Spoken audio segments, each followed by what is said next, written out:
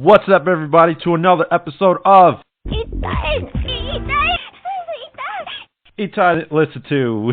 I'm gonna use the shit out of this soundboard. Although I know Matt pointed out. It's been like 2 weeks and he's added like 13. I love it. Yeah. We're a professional production here. Although I'm gonna abuse the shit out of it. Oh now. god, yeah. Oh god, we're gonna harass everyone's ears. But yeah, here we are once again to another episode 31. There's not much. I mean, there's a lot much going on. Yeah. A lot of things. Especially what just dropped a couple of days ago, Justice League Snyder Cut. Yeah, Snyder Cut officially is out now for everyone to watch. Although I'm kind of mad, when I bought Tenet a month ago, I got a free trial. Max, I'm guessing. Yeah. And then I'm guessing your trial expired right as this dropped.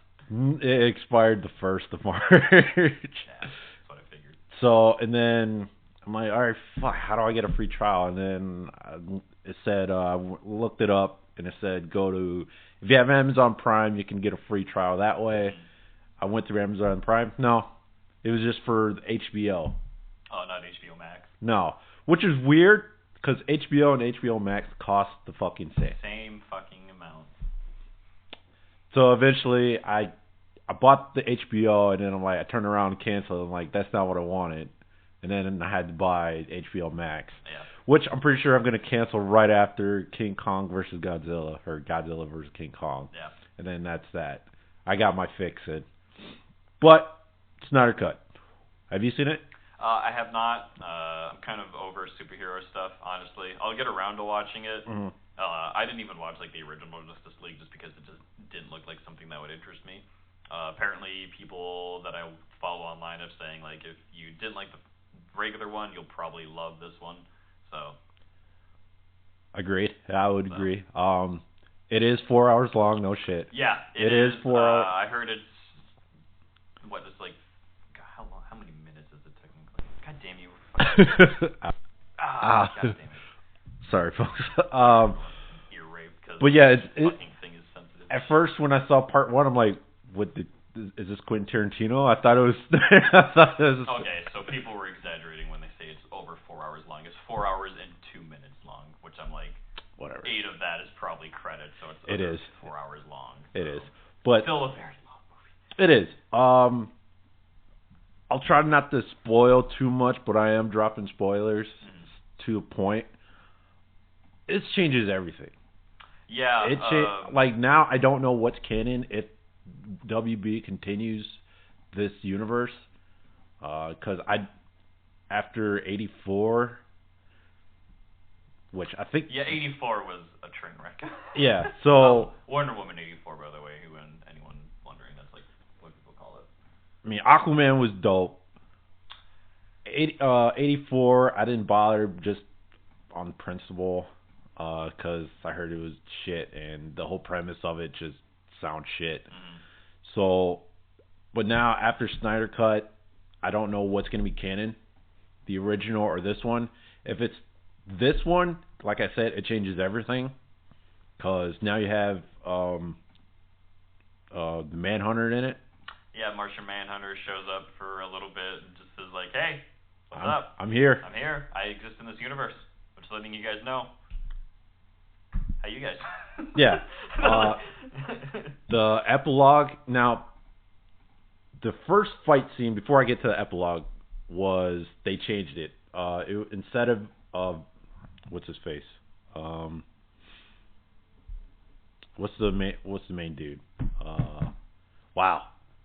Not Darkseid, the actual person who's attacking Earth. Steppenwolf. Yeah. Yeah.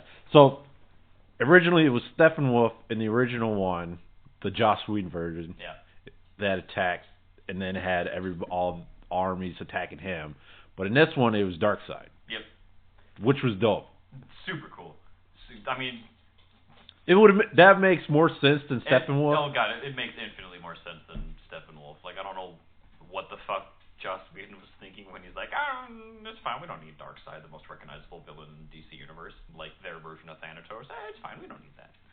I mean, I get it. He was kind of stepping, or foreshadowing him. I get that. I get it, but that doesn't mean it's like good.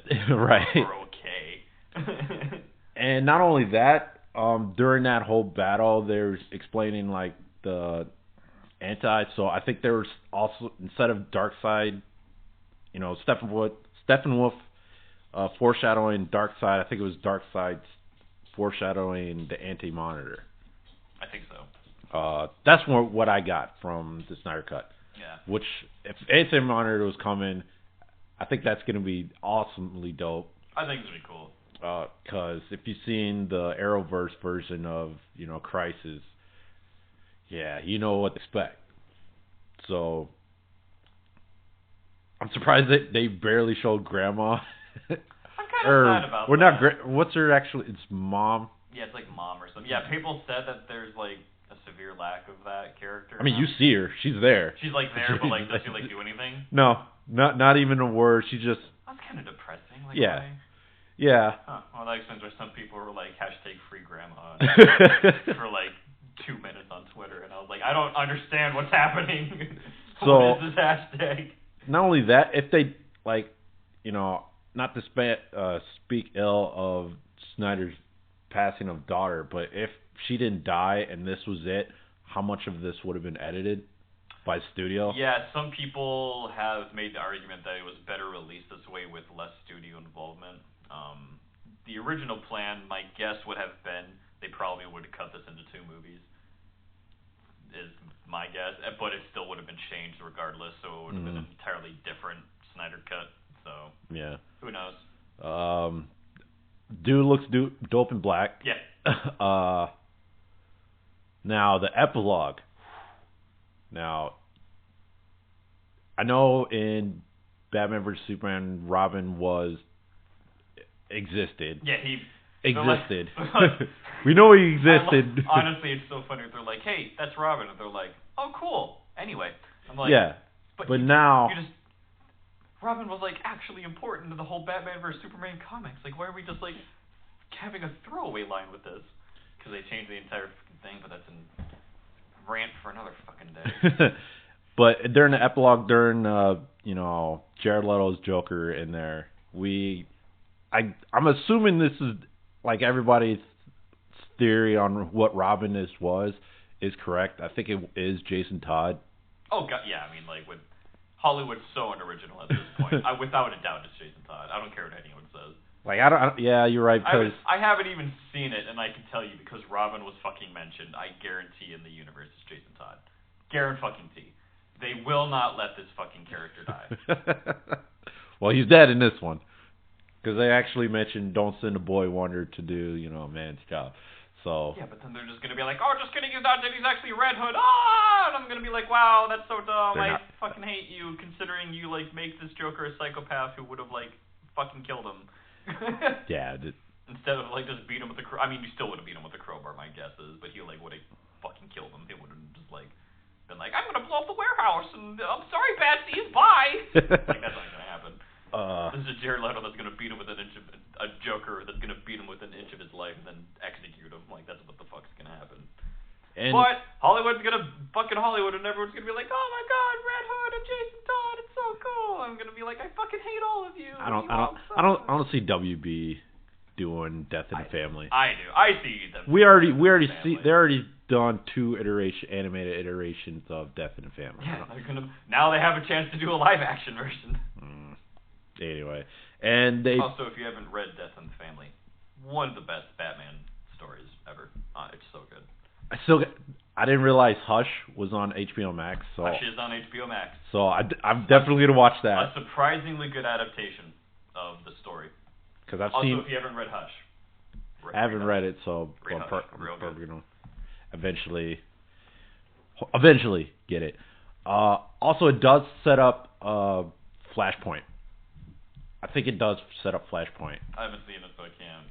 Flashpoint is awesome. Read it.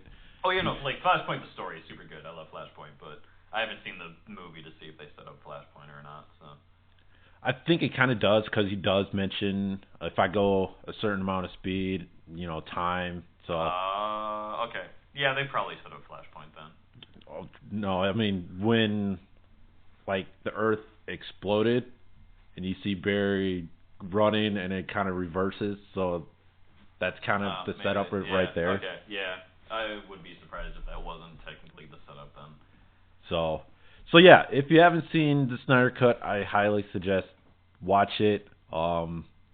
Maybe not in a full sit down, because I didn't do it. I didn't do that. A long time. Because I watched probably maybe an hour, and then went to work, and then came back and watched the rest. Mm-hmm. So, but yeah, I highly suggest watching it. Very good, very dope. So yeah, that's my take on the Snyder Cut. Oh, great. I fucking hate these tabs. God damn. You close out of it, and you come back to it, and it reloads. What's the next one? Because it's not coming up. Demon summoning is the next topic you have listed. Oh, right. I was very confused about it. I was just going to wait for you to get to this. So, I saw a Twitter post. Some girl said 99% of the guys who will do demon summoning will have sex with it. Like, well... Yeah. What other reasons am I summoning a demon for? Well, I mean, I don't think that was normally, and that's never the issue. I mean, it's not going to happen.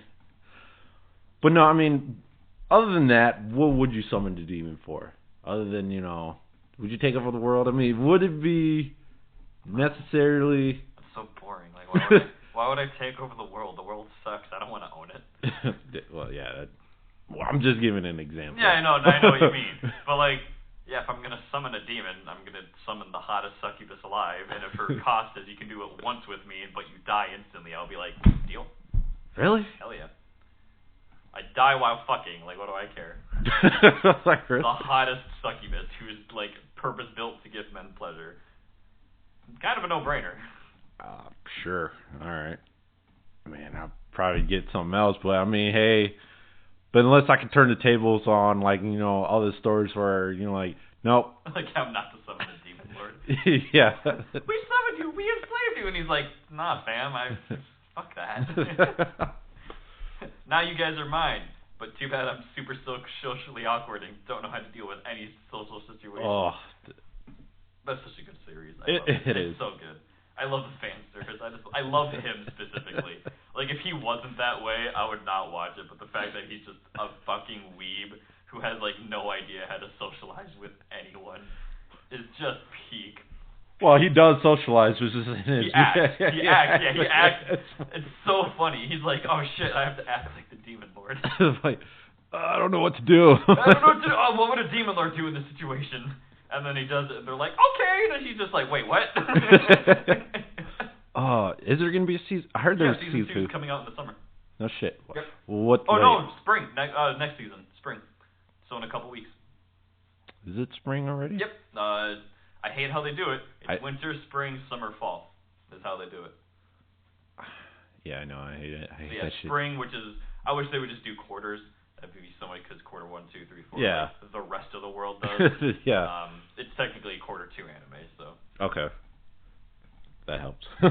That helps. Yeah, I mean, because that's like, how they do it. I mean, that's like what it's broken down as is a 3-month period. Yeah. But anyway, so yeah, I find that very little weird. I'm like, is this really true? Do 99% guys will just summon demons just to fuck with it? Yeah. I mean, she's not wrong. You're not wrong. Let's just find out what the other 1% is. Yeah. So well, it's like why some futuristic settings I don't fucking believe. Because I guarantee if you're going to make an android, the first thing that they're going to do is make a female android to fuck it. Yeah. Sorry. We made these servant bots and they're all male. And I'm like, nope, turn off. I don't believe you. Instantly wrong. Wrong future. Not correct at all. Well, I mean, we did do that how many episodes ago about sex bots? Long time ago. So, we're almost there. We're getting close. We're there. We're getting close. We're there, but not how we want it. Yeah, not how, it should be. It should be. But who knows, 20 years from now... Yeah, 20 years from now, when we're old and frail and still probably doing this fucking show. Don't you guys see that new VR hentai? Oh, that's gonna be weird. Like VR hentai is gonna probably be like the norm, and we're gonna. I'm not fine with that. No, there's already VR hentai. I mean, there is, but it's gonna be like the normal thing to do. Oh. Like VR is gonna be so integrated into entertainment. All right, but yeah. So, survival horror. Which one would you want to be in? Not now. Me personally, I don't consider Resident Evil survival horror as of late. The remakes have kind of gotten to it, but they're still really action oriented. Mm-hmm. The only ones are like Resident 1 and 2. Resident Evil, because I argue 2 is when it started to turn really action heavy. What about 3? Oh no, that's action horror. Oh, as much as people survival. No, you were given a fucking machine gun. I'm not scared. You give me a rocket launcher. Well, you're given a rocket. Yeah, but I'm given like a bullet for the rocket launcher in that game. Like I have to like work to get that shit. And like zombies are scary because they come back and they're the redheads and they're really fast and shit and all that crap. So no, I don't care what anyone says. 3 is not a survival horror game. It's an action horror game.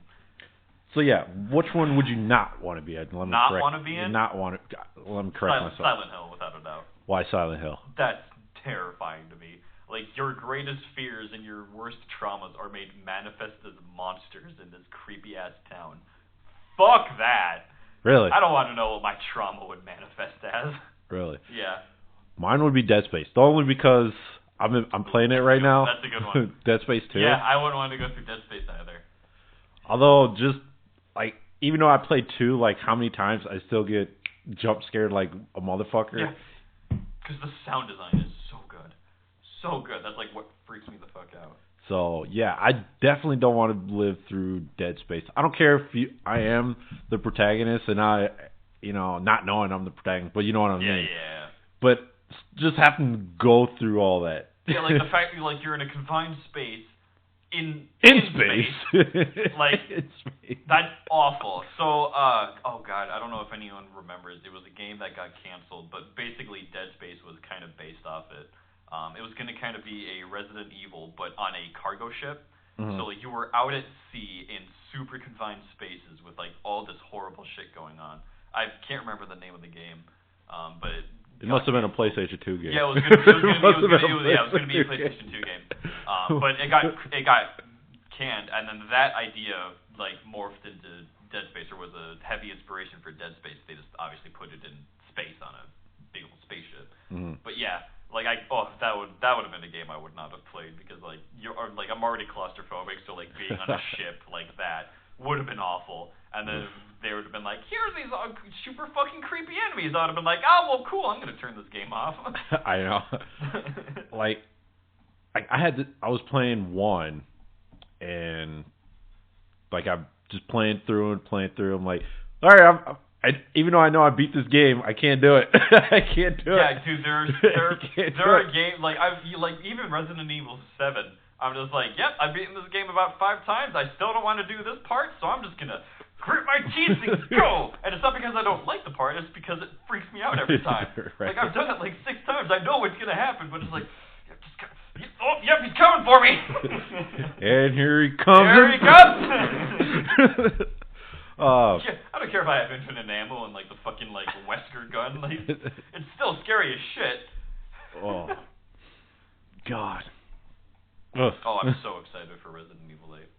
So excited. Well, let's hope the new wave of PS5s comes out around then. See, I learned a super fun fact randomly the other day. My mom's like, oh yeah, my doctor's trying to buy you a PS5. I'm like, what? So long as his doctor traveled overseas to, find work here, blah, blah, blah. She's an RN, so she's a nurse. And we invited him over because he didn't have family here, obviously, so he was going to be alone on the holidays. Wonderful guy. Like, he's like 30 when he like plays games and watches anime and shit. He's like basically a giant fucking nerd, but he's like super normal about it too, so it's great. So me and him hit it off. And I like made the comment like, yeah, I'd like a PlayStation 5, but I'm not like actively looking and blah blah blah. So he ended up getting one, and now him and like my mom and like one other nurse in the office like all message each other like trying to like buy a PlayStation 5 like for me for no reason. I'm like, you don't have to, but he's like, yeah, no, he's like, no, it's fine. Like, I'm not super busy during the day unless I have my appointment, so I'm just like, let's try and buy one. I'm like, that's super weird. Why would you do that? But cool. He must have connections, like a motherfucker. Doctor and everything. Sure. I guess. It was just like a random fact. My mom was just like talking, like, we almost got PlayStation 5s today. I'm like, what? And then she like told me the story. She's like, yeah, he's like said like he wants to like get a PlayStation 5 for our family, and I was like, okay. I mean, I'll pay him back for it. Like, I'm not, but like, don't like go out of everyone's way to like stress about getting one. It's such a weird thing. But yeah, super weird fact that a guy that we just invited to our home just because we didn't want him to be alone is now like, I'm going to repay the favor by trying to hunt down a PlayStation 5 for you. So I'm like, all right, cool, whatever. Jeez. Like, I'm still trying to find Fluttershy for the Shoujo statue, and that's fucking hard to get, but this motherfucker could get a PlayStation 5 just like that? Yeah, apparently. I'm like, what? Jeez. Wow, okay. Yeah. Speaking of franchises, PlayStation Magazine just released their, ranks all the Final Fantasy games. So, should we go from bottom up? So, for the most part, I kind of agree with this. Some of them I don't. But yeah, let's start from the bottom up and really get the salt started. So, there's 16. Yeah. Yeah, they put 16 on the list because they didn't do, like, spin-offs and, all that shit. Cause even though one of them is a spin-off. This list would have been 13 games long. Even though one of them is a spin-off. Yeah, one of them technically is a spin-off. So, 16 is 11. Because, for obvious reasons. Yeah. That was, for anyone who doesn't know, I believe their first foray into online. Yeah. Yeah, their first foray into online on consoles. Imagine how that could win. Not a fun game. Wait. At all. Anyway. I'm trying to think what my friend played when it came out on PlayStation. On PS2? Yes.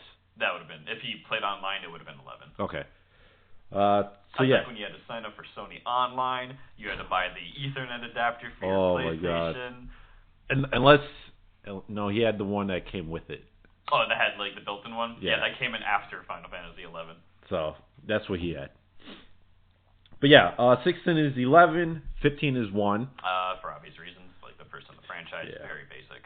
Yeah, well, I mean, that was pretty much, the reason that was like the reason why it was called Final Fantasy. They didn't think it was going to be a second one. Actually, fun fact, he just wanted the game to be abbreviated FF, so ultimately he was like, as long as it just starts with an F and can be abbreviated as such, it doesn't really matter. The whole, this is Final Fantasy because this is our last hurrah as a game company is actually false. No shit. Super fun fact. I learned that the other day. Huh. I mean, don't get me wrong. Like, they were struggling as a company, and this would have been their last game. But they didn't call it Final Fantasy because, like, well, here we go. He was just like, I like abbreviating it as FF. So was that American thing, Final Fantasy? Nope, that was, no, it's even Final Fantasy in Japan, so as long as it would have been abbreviated that way. The only reason they didn't call it Fighting Fantasy is because of a tabletop game in the West that they didn't want legal troubles with. Yeah. So, super fun fact, tabletops ruin everything. But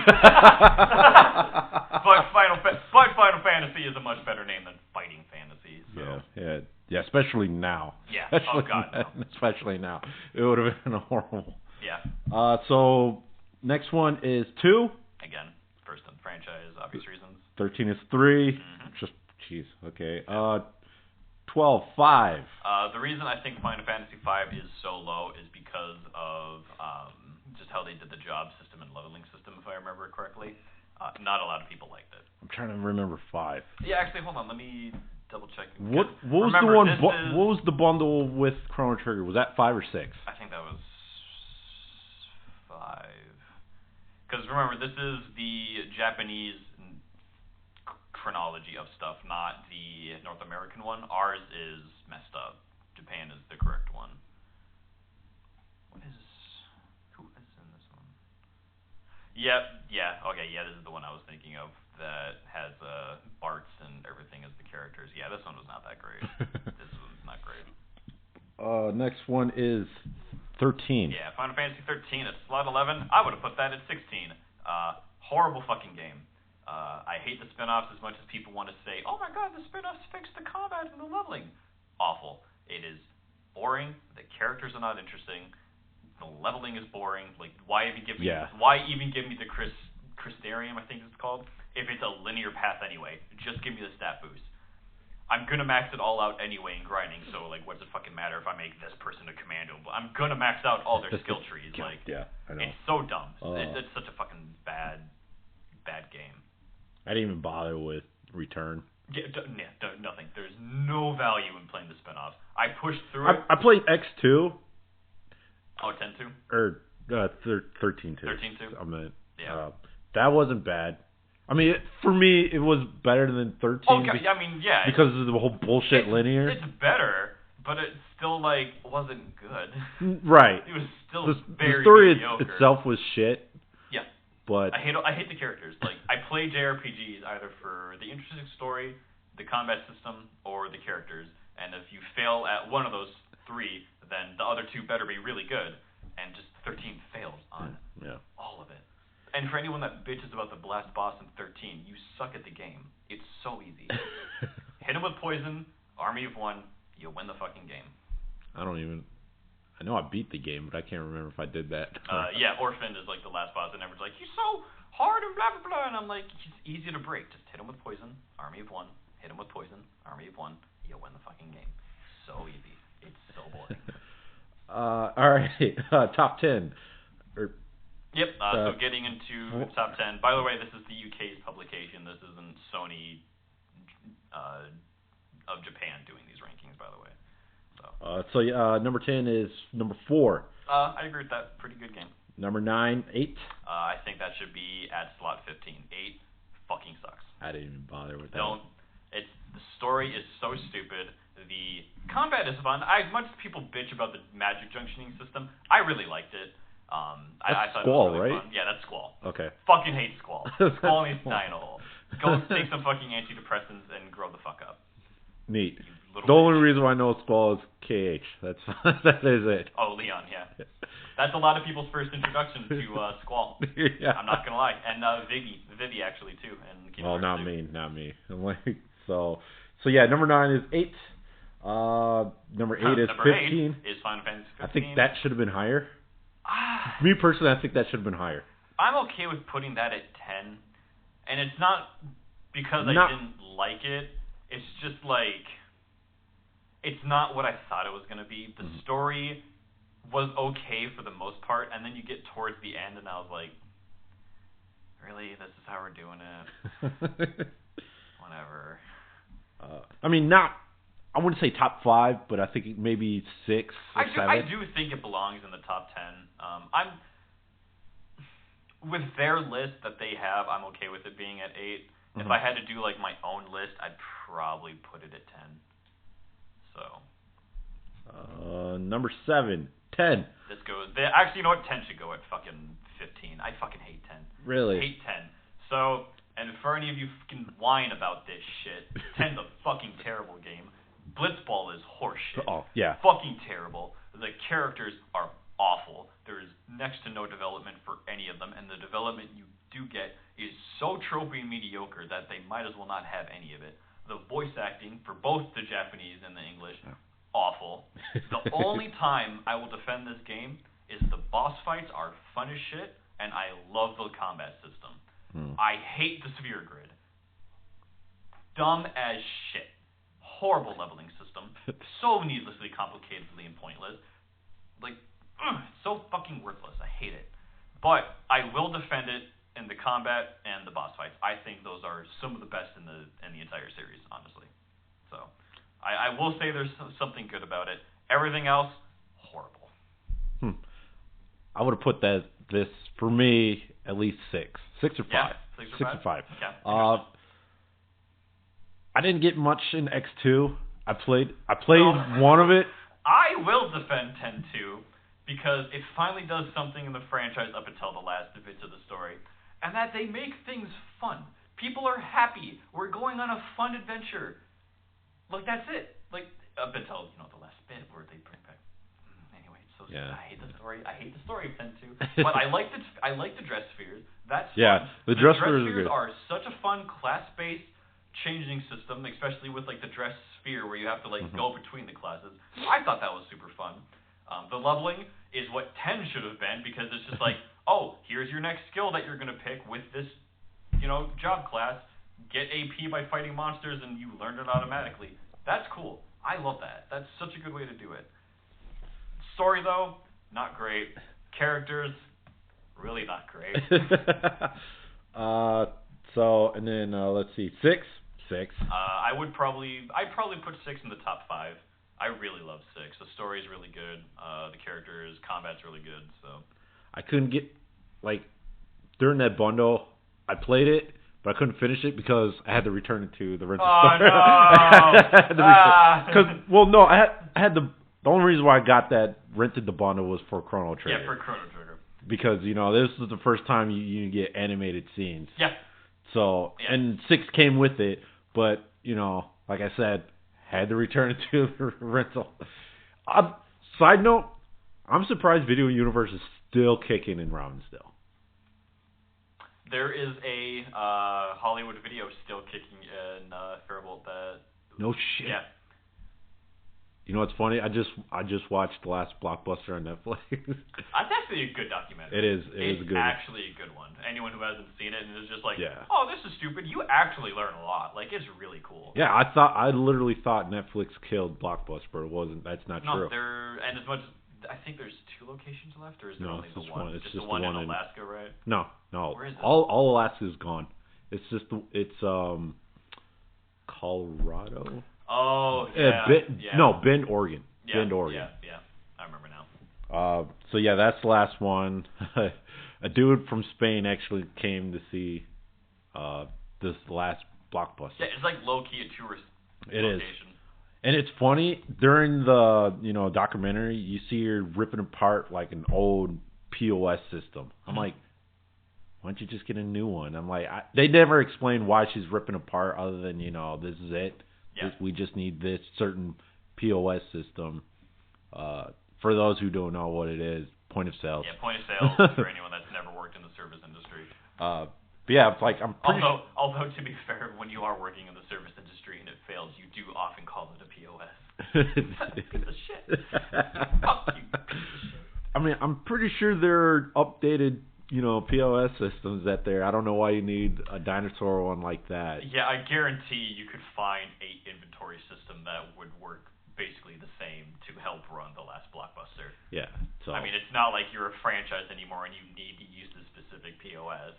Yeah, I wish they would have, explained on that one. But anyway, back to the list. Anyway. But no. There's another thing. Video Universe, for some odd reason, they never carded me. Really? Yeah. Interesting. Yeah. That's where I pretty much got all my hentai, and they never. Are you over 18? They never asked me. Huh. So, which was weird. I'm like, okay, cool. So. All right, back to the list. So, number 5, 7. I think. So, I have a troubled history with 7, and that I think is actually incredibly overrated. I think the only reason a lot of people say it's the best is because they grew up playing it, when they were younger. And don't get me wrong, I did too. I grew up playing a lot of Final Fantasies. But yeah, I think it's somewhere in the top 10. If I had to sit down and make a list, I really don't know where I would put it. It's a good game. Don't get me wrong. Again, it's the combat system's good. I do like the characters. I think the story's kind of overrated. And I don't care about talking about this anymore. When Eris died, I didn't care. I wasn't emotionally attached, because when you go back and play the game without your nostalgia goggles, there's not a lot of interaction between Cloud and her, or her and the party. There's really? Not. Yeah, there's really not. The remake, so we'll get to it because the remake's on this list as well. The remake solves an issue that I had with Final Fantasy VII for a long time, and that's they give so many more characters so much more depth and screen time. Let me guess, Barrett's one of them, right? Barrett is one of them. Barrett's got. He's not just the angry. I mean, he's still the angry black guy, but they give him a little more than that. Jesse, one of the members of Avalanche, I think they overdid do her a little bit because she's just like, yo, Cloud, you're super attractive. Let's like fucking shit. Like obviously she doesn't say that, but like it's very heavy vibes where she's like, oh, I'm super interested in Cloud, and Cloud is just like, you know, the guy from Infinite Stratos where he's like, what's a woman? I don't know. I don't know. But they also make Aerith actually kind of interesting, and they give her more interaction with people. And we still don't know what's going to happen to her because the remake so far has ended very differently with this first part to how the first part of Final Fantasy VII ended. So we'll see. But it looks like it's solving my big issue, and that's I almost didn't really care about a lot of the characters in Final Fantasy VII. And that's a major thing. Like, I didn't care that she died in the original. I was just like, I can't skip this cutscene. It's boring. And I was just like, oh, my white mage died. Like, that's only my only reaction to that scene. I don't know. Like, when I hear people, like, cried or, like, were, like, heartbroken about that, I'm like, I don't know why. It's not like you had any great attachment to her. It's like, oh, well, she was in the party and you play with her. Like, that's not enough for me to care about a character. Like, you're in my party. You're a stat stick. I went during combat. That's all I care about. What do you do? What are your abilities? Like, that's all you are. I care about you outside of combat and everything. Like, that's how I learn and like characters. So, you know, it's not like Pokemon. You know, like, that's how you can become attached to Pokemon, is through the battles and stuff and, like, the victories they win. You make a story with them. So, like, the battle system tells the story, and that's why you like them. Not the same with JRPGs, because there's things outside of combat. There's dialogue. These people are characters. So, right. I don't know. As much as, and that's another thing people love to crucify me as when I say I don't think Final Fantasy VII was that great story-wise. I'm sorry. Again, gameplay-wise, I think it's phenomenal. I love the materia system. You know, I love, you know, the I can't remember the bar what they call. It changes from game to game. Yeah, it changes from game to game. But yeah, like outside of that, it has its faults. I'm not gonna say it's infallible. So simple as that. Yeah. All right. Number 4, 14. 14, which is the. No. I'm gonna assume they put this, assuming we're talking about the post rework of 14, because 14 was as bad as 11 when it first launched, and then they're like, oh shit, this is awful. We're gonna redo all of this, and then it's basically not even the same game. Yeah. I don't think this is Reborn. I think this is the original. There's no way. No way. That game was dog shit. Wait, Reborn or this one? I'm talking about 14, the online one. Yeah. Yeah. Okay. Because it was relaunched a long time ago. Yeah, I know. Like the original iteration was horrendous. Do you remember I never even bothered playing. Have you seen the footage of the E3 trailer? Mm-mm. I can't believe that's what they showed off. Literally just like a dude walking and then combat for like 35 minutes of like 11 combat. Like, just sitting there, and then it's so bad. It's so bad. So I'm gonna assume that this is after they completely redid 14. So. Number 3, 9. This is my first Final Fantasy one, 9. Yeah. Cause. Like the first one you played? Yeah. Okay. Because when I first got my PlayStation, you know, obviously 7, 8 already came out and shit, and then I finally got a PlayStation. Maybe it was 2. It doesn't matter. Yeah. I finally got my first PlayStation. Yeah. And 9 just kind of dropped. So that was it. And then I just went from 9, 10. 9, 10. Yeah. Skip 11, 12. I didn't even bother 12 because I heard that was shit. And we'll get to it when we get to it on the list. So it's not even on the list. Yeah, it is. Was it? Yeah. Oh, I'm sorry. No, what am I thinking of? 7, 8. Yeah, 7's Cloud, 8's Squall, 9 is the androgynous furries. 10. 10 is He Who Shall Not Be Named. 11 is the online one. 12 is with Vaughn and Pinello. And then 13's with Lightning and the crew. 14's online. 15 is with Noctis. So which one did you skip? I'll come back to it. So anyway, I could have swore there was a solo one right after 10. Dirge of Cerberus, but but like that's like a spin-off. Oh, Yeah, no, that's not where you play as not so. Vincent, the vampire. Yeah, no. Huh. All right, never mind. Yeah, 9 anyway. I think it's underrated. Yeah, I don't think enough people have played it. Oh yeah, I think it's very underrated because every person I talk to, it's like, oh, it's just a bunch of fucking kids. Yeah, they're like, shit. I skipped 9. I'm like, I think you're kind of missing out. Not to mention, this is like the only one with multiple fucking discs. Granted, this is PlayStation 1. No.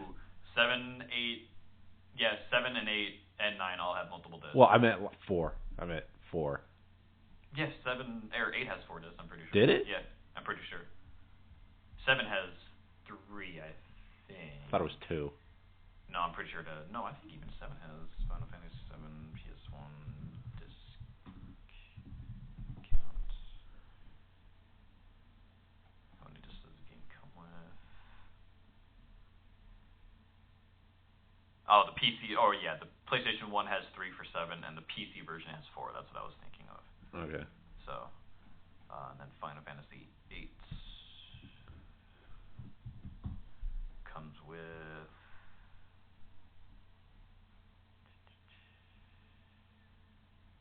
4. Oh, huh. Like I said, I didn't play 8, so. Yeah. But anyway, so scratch that last statement. But anyway, yeah, the story in itself, I liked it. Yeah, as much as people are like, oh, it's a bunch of kids. Wait till you get like past like this 2.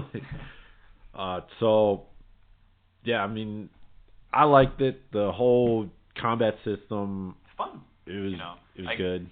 I hate when they take away the job class. I think that's like what makes Final Fantasy unique. You might have skipped tactics, is what you might have skipped, because that was a no, this was an actual story. Like a main thing. Okay. Yeah. But yeah, I don't really like when they take away the job class, because I think that's like super unique to Final Fantasy. Mm-hmm. In terms of like unique gameplay mechanics. But you get every class essentially in Final Fantasy 9 through the characters, so it's not that big of a deal. Yeah, the only I liked it because you have 2 different stories, like, or was it maybe 3? No, it was two stories. Because one, you'll have your main guy, Zidian. Yeah, I can never remember that. You have Zidian, and then Zidian, Vivi, and then another guy. They split off, but mine's all jumbled. But anyway, you have like 2 different stories going on, and they'll, they started one, they'll like split off, and then it'll converge at the last battle, which I thought was dope. Yeah. Because I don't think we get that in any other stories. Maybe 7. Not even, actually. No. Yeah. So maybe, as far as my knowledge goes, 9 is about it. Again, I haven't played that many Final Fantasy games other than, 9 and up. Except for the online shit. Yeah. But story, like I said, the story's good. The soundtrack I liked. Yeah, I really like the battle music and everything. 9. For PlayStation 1 graphics, it's actually pretty good. Yeah, look pretty good.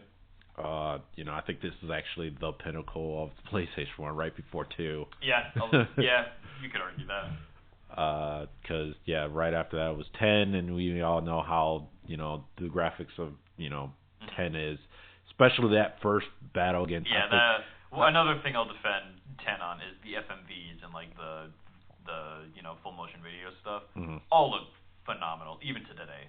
It looks so good. Excuse me. Yeah. So, like Matt said, the battle system.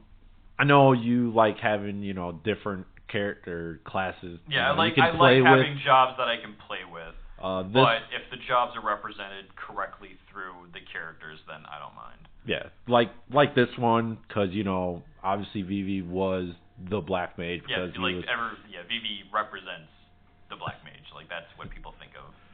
Yeah, Zidian, the Monkey Boy. I don't know what class he would thief. Yeah, he was a thief. Yeah, he was a thief. There was like a Berserker class. You had the Knight class. You had the White Mage, the Black Mage, obviously. So yeah, you kind of got a little splash of everything.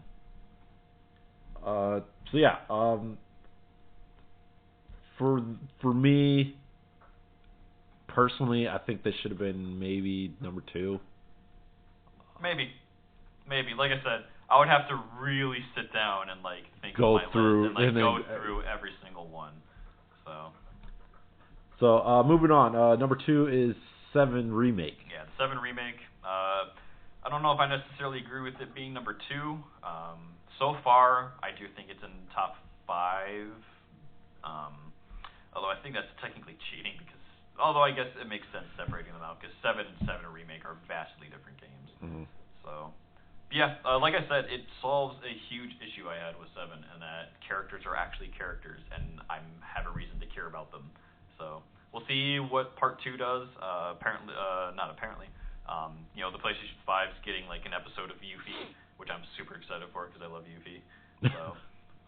She's like the only character that got character development. I mean, obviously all the characters did, but fun character development because she's just like a ninja from a ninja village. Like, okay. Like that was like fun. Like even today it's like fun. You just because like normally you just like joke about that shit, but it's like no, we're a ninja village. So like, oh, okay, we're not even like pretending. Okay. It's like all right, we were all thinking it, but you just all came out and said it. Whatever. And at number 1 is 12, the Zodiac Age. Yeah, so this is the version of 12 that introduces a lot of quality of life changes and fixes a lot of things that people didn't like about 12. Do I agree with it at number 1? Probably not. This is one that I love to play with my friend Derek. We love to see how fast we can like break the game and see ridiculous amounts of like things combinations and stuff you can do. I kind of wish that they continued this combat system for like one more game. Mm-hmm. I thought we were going to get this in 13, but we also thought we were going to get a lot of different stuff thanks to the E3 trailer in 13.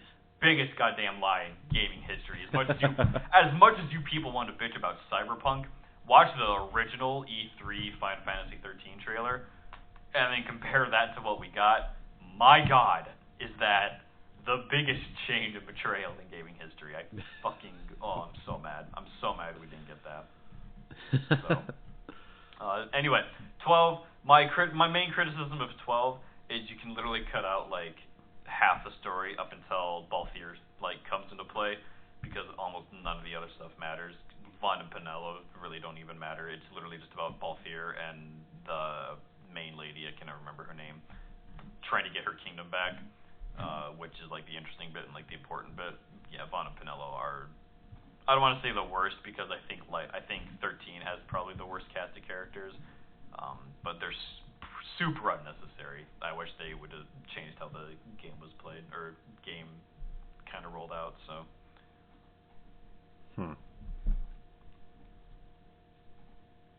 Yeah, the game I'm thinking of. Damn, I can't think of the game. What was out? Maybe it was 12 that I was thinking of for PS2. Mm-hmm. But anyway, yeah, so that's the UK version of PlayStation Magazine of the Final Fantasy Rakes. Yeah, I'd be very interested to see what Japan Sony would rate all the games. I'd be very interested to see that. I want to know what their criteria was. Yeah, I also want to know like how do they rank it? Like, was it based on sales? Was it just scores? Was it just like a voting poll from people? I have no idea. Was it just the office? Was it a public poll? Stuff like that. I have no idea. But yeah, this is a hard franchise because I definitely grew up with it, but it's one of the ones that I just refuse to have nostalgia goggles on for whenever I look at it. So yeah, I don't know what my listing would be, or if I would include the spin-offs or not. Yeah. My list would be incomplete because obviously you haven't played any. Yeah, it was like 2 years ago I decided to like go from the franchise like 1 to up until because 15 was coming out, and I was like I'm gonna play minus the online ones. Mm-hmm. So I just went like 1 to 15 basically, and that was super fun. That was actually a really good time. Now, if it was Square Enix, Soft Square Enix franchises, then obviously. If we're just doing Square franchises, would that be a harder list? Because I think that might be a harder list. Dragon Quest is Square, right? I'm gonna pretend like I know the Dragon Quest. Or is that Toei? Yeah, it's Square Enix. Oh, it's Square. Okay. Yeah, I thought Toei might have owned it technically, but no, apparently it is Square Enix. Ooh, okay, it was Enix that owned it, but then they merged SquareSoft and Enix into Square Enix, so that's why Square Enix owns it. Okay. Yeah, so I mean, for me it would be. Also, fun fact: as popular as we think Final Fantasy is in Japan, Dragon Quest is more popular. Oh yeah. Respect. I wish the same was true here because I love Dragon Quest, but ooh, that's another hard list to do. Yeah, I mean, if I could just play one, then I could probably get a good baseline. But yeah, like you said, it's very hard in the States just to play one because you only get certain ones. Yeah, you only get certain ones, and they're renumbered, and yeah. But as of right now, it would probably. For me, it'll probably be, the Chrono series, even though there's only 2, and the second one was shit. Was not good at all. Shit. Motherfucker. Fuck me. You go over there. That's your punishment. Go. God damn it.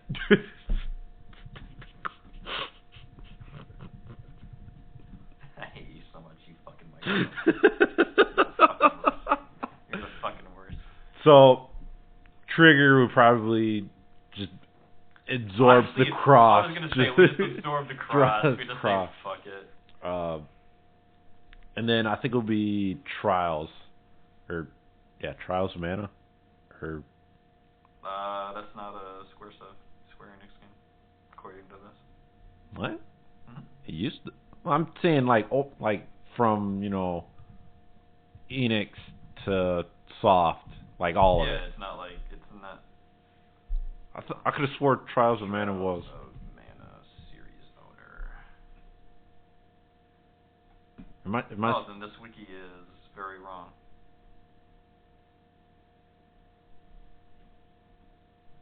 Yeah, this is super wrong then.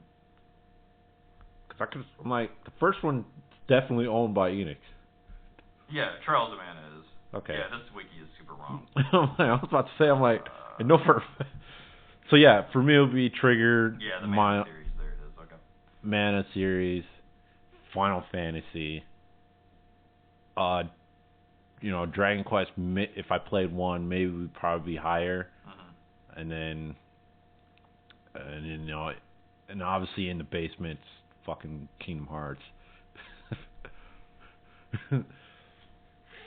I mean, if it wasn't for the story and the dialogue, it'd be a lot higher because the combat system in itself.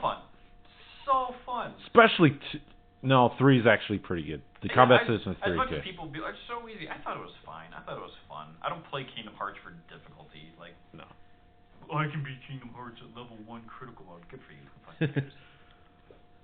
But yeah, that would be my personal rank for just Square, Soft, Enix. That's a hard one. I would have to really think about.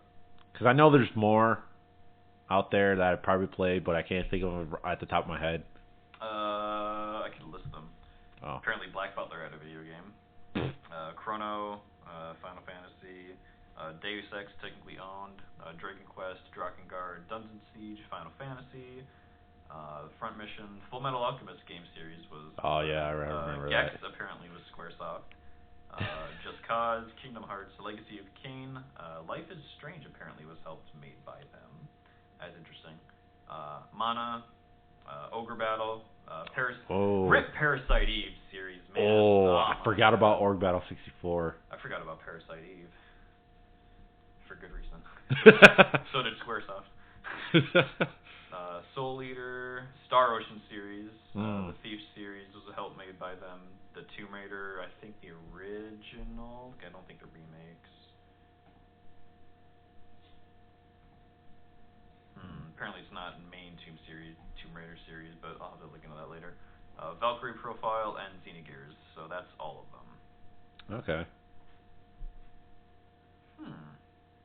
Yeah, that'd be hard. I mean, actually, looking at all this, that wouldn't be that hard. Yeah, because I forgot about Org Battle. That was a good game. Ogre Battle's so good. Yeah.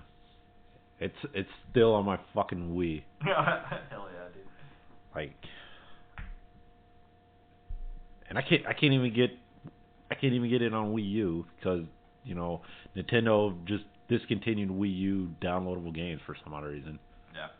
Stupid. Anyway, so redo the healer. So much has changed of the manga. Oh my god. I forgot to mention this last time. They completely changed John. Yep. Like, he never talked. Nope. At all. Never. And he was never that skinny. Nope. But all of a sudden, he's just fucking talking. Yep. All of a sudden. It's like, what? Why is he talking? Why does he have a role? He has a role? Yeah, he has a role in the fucking story. No, he doesn't. Fuck you. He shouldn't be like that. No. So, yeah, that's something I forgot to mention. This 2 episodes ago, I'm surprised they didn't show Sword banging out that one chick with the strap on. Yeah, I'm real surprised they chose not to show that, considering all the other shit they've done. It's like that's kind of important for us to get a frame of reference as to what's going on, but yeah, whatever. Not only that, they also changed the fact that Sword came to the town with Norn. Yeah. Sword came first, and then it was Norn, but they came together, which was odd. Doesn't really change anything, considering Norn's not really been shown for the last episode or 2, I think. Ever since she showed up in the town, we haven't seen her, so, what's the point of having her there? You could have just been oh, Norn will be here soon, but I'm the hero of the sword, and I came first, and I'm going to meet her here. That's all you had to do. Yeah. I don't know, maybe they're constricting episodes. Maybe. I don't know. Who knows? Although, what else did they change? The merchant. He never existed. Nope. Now all of a sudden he's there. He's important now, apparently. Well, we'll see how important. We'll see how important. Maybe the last episode will be one and only. Yeah. I can't. Did he? When he changed into a girl, did he have his dick? Yeah, he kept his dick. He did. Okay. Yeah, he kept his dick. I couldn't remember. Boy, does Sword have one hell of a xenophobe? Oh my god, literally puking. It's jeez. Throwing up, and I'm okay, I get it, you hate men, but calm the fuck down. I'm god damn. Just a dick. You were one to fuck a woman earlier. Calm down. Yeah. Even though she did bang him in the flashback, right? God damn, it's been so long since I watched that. She gave him head. Yeah. She gave him head, and then because she's oh, this has been inside yeah, my life. That's right. And then she suffocates him by kissing him because oh, this mouth has been on the person I love, and I'm man, you got over your gynophobia real fucking quick, didn't you? And then she beat the shit out of him.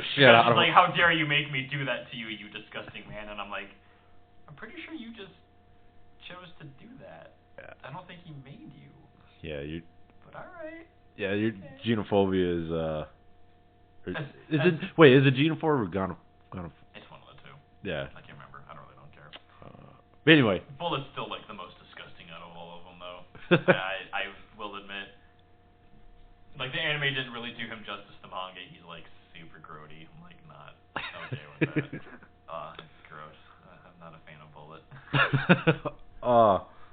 Anyone who spoil it because it happens early where we learn he's oh yeah, no, I'm the nicest one. He still has that kind of personality, but he force feeds him by chewing it and Mama Bird style. Yeah, Mama Bird style.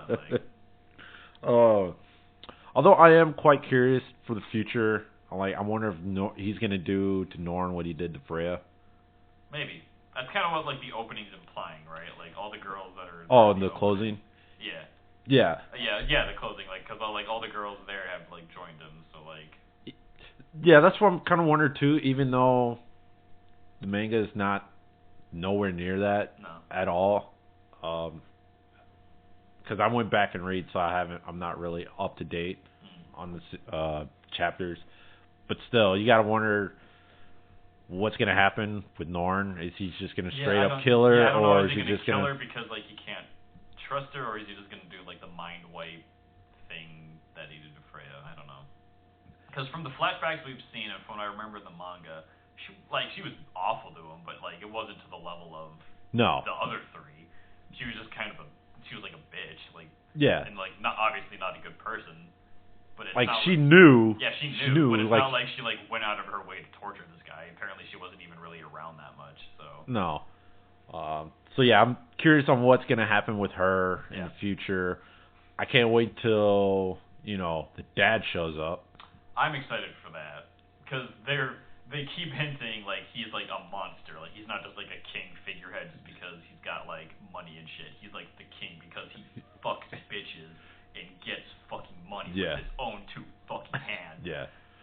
So like I wish the anime explained that a little more because that's like really funny to me. It's like when you look at him, he's like an old dude, and you're like, oh, you're super frill, but like he's like, oh shit, I have to wait till this monster is out of the fucking kingdom. And I'm like, to make a move, yeah. So like he's like not just out of the castle, like straight up has to be a continent away. Like, damn, like that is a good way to talk up a villain. I know, like I wish the manga did that in the beginning, which they didn't. They don't. He makes the comment like, oh cool, the king's away. Like I guess now is the time to do stuff, and I'm like, why is that important? Like, wouldn't you want the king to be there so you can like say, haha, look, your daughter's dead and shit? Like, I don't know. But yeah, I'm also curious. I think that's going to be the boss of bosses. Yeah. And then obviously the underboss is going to be the current Demon King. Mm-hmm. So, although I find it weird, there's got to be a time skip coming. There has to be. Because I mean, you can't just take 4 years of him and then reverse time and then year one, and then like, kill everybody in what 6 months. Yeah. Like, I hate that type of shit. Yeah, that's dumb. So I mean, we're probably gonna see a time skip. Is my guess, because they haven't really mentioned Bullet at all. No. So my guess is they either haven't found him or he's just like not important to the story at all right now. Which is super weird that we like jump to Norn being super important over like the other heroes that we know are like pieces of shit to him. Yeah, but, he got to Sword pretty fast. He got very fast. Because obviously he got Freya, in what 2 chapters? Yeah, like the manga it happens like chapter 3. You're like, oh okay, no. All right, that's 1 out of 3. That's 1 down. Cool. And then next thing you know, Sword's down in like 10 chapters after that. I'm like, damn, this is gonna be over in. I know. I was sitting there. I'm like, this is like chapter 15. And I'm like, already? The only one we have left is like Bullet. Like what? And there's like 40 more after this. What? Fuck. What the fuck? So they must go and fuck off and do something else, and then get to like Norn and Bullet or something. I don't know. We'll see what happens. I haven't caught up recently, and I know I mentioned this prior before. There is no like where I go, they have the episode you're on, and then this is how many episodes you have total for this season. Yeah, it doesn't have one. So really, the thing I use has it listed as 13. Really? Yeah. Oh shit. All right. So dang. We'll see. Oh, to jump ship. Also, we're still talking about anime titties. Have you watched Are you caught up with Hidden Dungeon? No. Did you watch the one before this one where they're going to the hot springs? Yeah. Thank God. I love that show so fucking much. They're like, oh yeah, thanks Nora, you like protected us from the boys, so your reward is you get to just sit in the bath with us and like have your eyes covered, but like don't do anything. And I'm like, did that defeat the purpose of not having the boy? Whatever, it's cool. And they're like, oh, here's an extra reward, and both the teacher and his childhood friend just titties right in his face, and I'm like, what? There's like people around. What are you doing? You're supposed to be a leader to these. Whatever. Who cares? My all-time favorite is that she's like, instead of using my ass this time, I'll use my tits. And I'm just like, what? I really don't think that's something you should say out loud to people. Oh, our light died. Oh, that's okay. That was no. This was the shit I was talking about where it was charged up so long it just fucking died. Like what the hell? So. But yeah, anyway, super happy that Noir, even though he freaks out because titties, he doesn't like run away or like scream or like get a fucking nosebleed because titties are in his face. Respect him. Hell yeah, Nor. You deserve everything, man. You're a good guy. You're not a pussy. Your ladies are nice. Keep going. And for some odd reason, he got 10,000 LP. Yeah, just like, from just titties in his face. He didn't even know it was there. He's like, what's the soft thing? Yeah, they're like... He didn't even know what it was. What's this soft feeling? And they're like, don't worry about it. I'm like... And you got points from that? I'm like, Nor, connect the dot. Your sensei, who you love when she sits on you, by the way. You're fucking weird, by the way. Take me in. Says out loud, I'll use these instead of my ass this time. What do you fucking think is happening? You dumb motherfucker at times. Also, for a skill called Get Creative, you're not very creative in using it. You were like the most boring person of like, I'm going to give this guy slow. And I'm like, really? You can think of like a million other ways to stop him from running towards the girl's bath? With your literally infinite power, you couldn't be like, I'll give myself a stonewall ability and like entrap him, or like 100,000 other things that you could have done. He's a very boring individual when it comes to a very godlike power. But I mean, you know, it's an anime. You can only solve things so many ways. Right. So like ultimately, like I understand, but like when you talked about his master and she's like this ultimate powerful being, and it's like, why don't we? I want to spin off with her. I just want to see how she uses Get Creative. So yeah, I know. I've been reading the light novel of So What, I'm a Spider. I saw I'm a Spider. So what? Yeah, because I found. Also, I think it was you, and I think I pointed this out last time on the podcast. I can't remember, but if I haven't, this is hilarious. The time I'm reincarnated as a slime, and so I'm a spider. So what? You can like change the words around, and it basically both stories would technically be the same. So I'm a slime. So what? And that time I got reincarnated as a spider. Oh wow! And the stories would still basically be the same. No shit. Oh, that's funny. Yeah. Because I found the manga. I pretty much caught up on that, and then I started reading the light novel. So the light novel has no humans in it, other than the special little chapters. The manga in itself, no humans whatsoever, other than, you know, the interactions between her.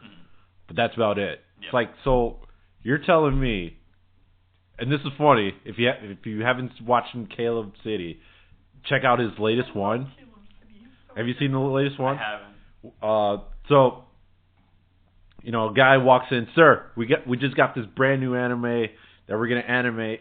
It's like, oh, cool, let's do it. But we're gonna change things.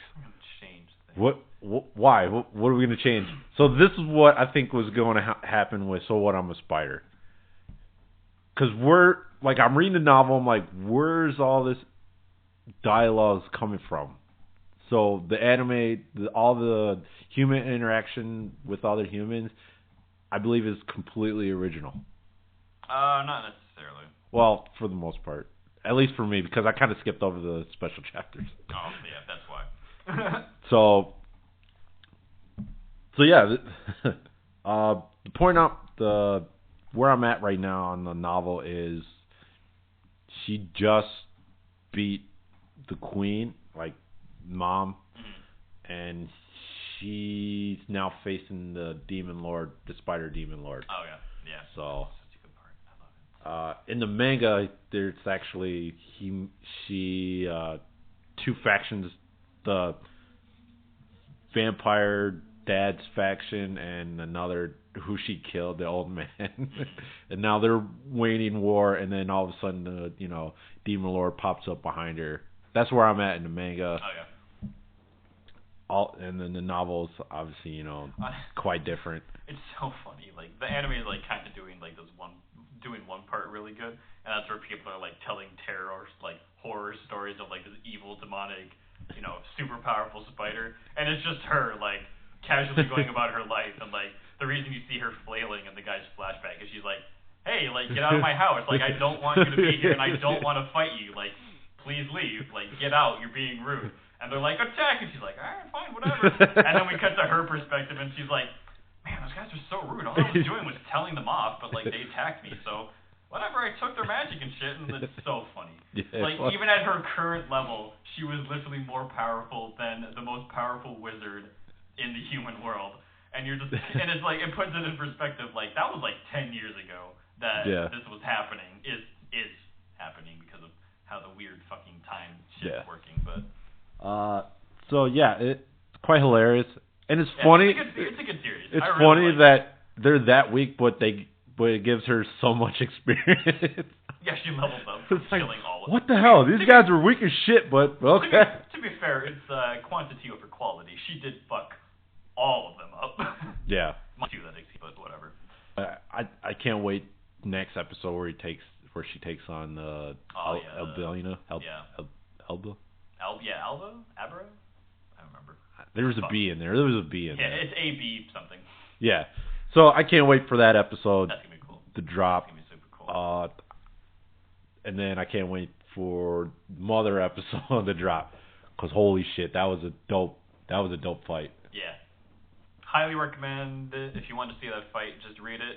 It is actually drawn phenomenally. It is so well laid out and paced in the manga. You know, if you can't wait, just go do that. Yeah. So, yeah, honestly, just in general, read the series. It's real good. It subverts expectations in ways, it's tropes in other, but you know the main character is just super fun to watch because you know she's like the one person. I mean, like obviously most of these kids are in high school, so they play video games, but she was like a super nerd, so she's like, oh yeah, shit, I know how to like do all this and what all this stuff means, no problem. And I'm like, oh yeah, cool, awesome, I like that. That's really cool. So yeah, that's pretty much all our anime rant right there. Now let's get into the news. So, an ex-employee, I should say, put in his 2 weeks, which his boss didn't like at all. He didn't like it so much that he just got up from the conversation and walked the fuck out. Yep. So, when this...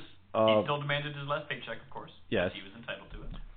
So much that he contacted the Department of Labor and say, hey, this person is not giving me my last check.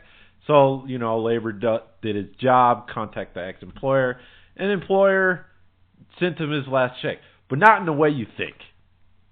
$915 is what this guy was owed. His employer, like a month later, or a couple months later because of the whole complaints and everything, sends him 504 pounds of pennies. Not just pennies. He dumped oil on them, so he couldn't cash them properly. Yeah, just crazy.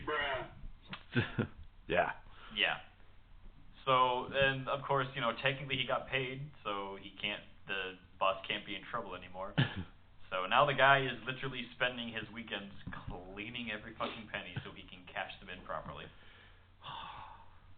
Now, normally that should have been the other way around. Yeah, that's like some shit you do to like your boss. Yeah. Like, give me your like paycheck or whatever, like blah blah blah. You didn't earn it. Like, okay, here you go, oily pennies. Yeah, this isn't something like an employer does to an ex-employee. Like, that's insane. So, man, this is a level of pettiness I wish I could achieve in my life. One, how do you get 504 pounds of pennies? That's what I want to know. How do you order that? Two, how do you deliver it? 3, what oil do you use on this and why? I probably get it. vegetable oil, yeah, maybe. Yeah, that's what I'm saying. Like that's probably the cheapest. Yeah, the picture kind of makes it look like it's almost like motor oil, but like that's a lot of motor oil. God, and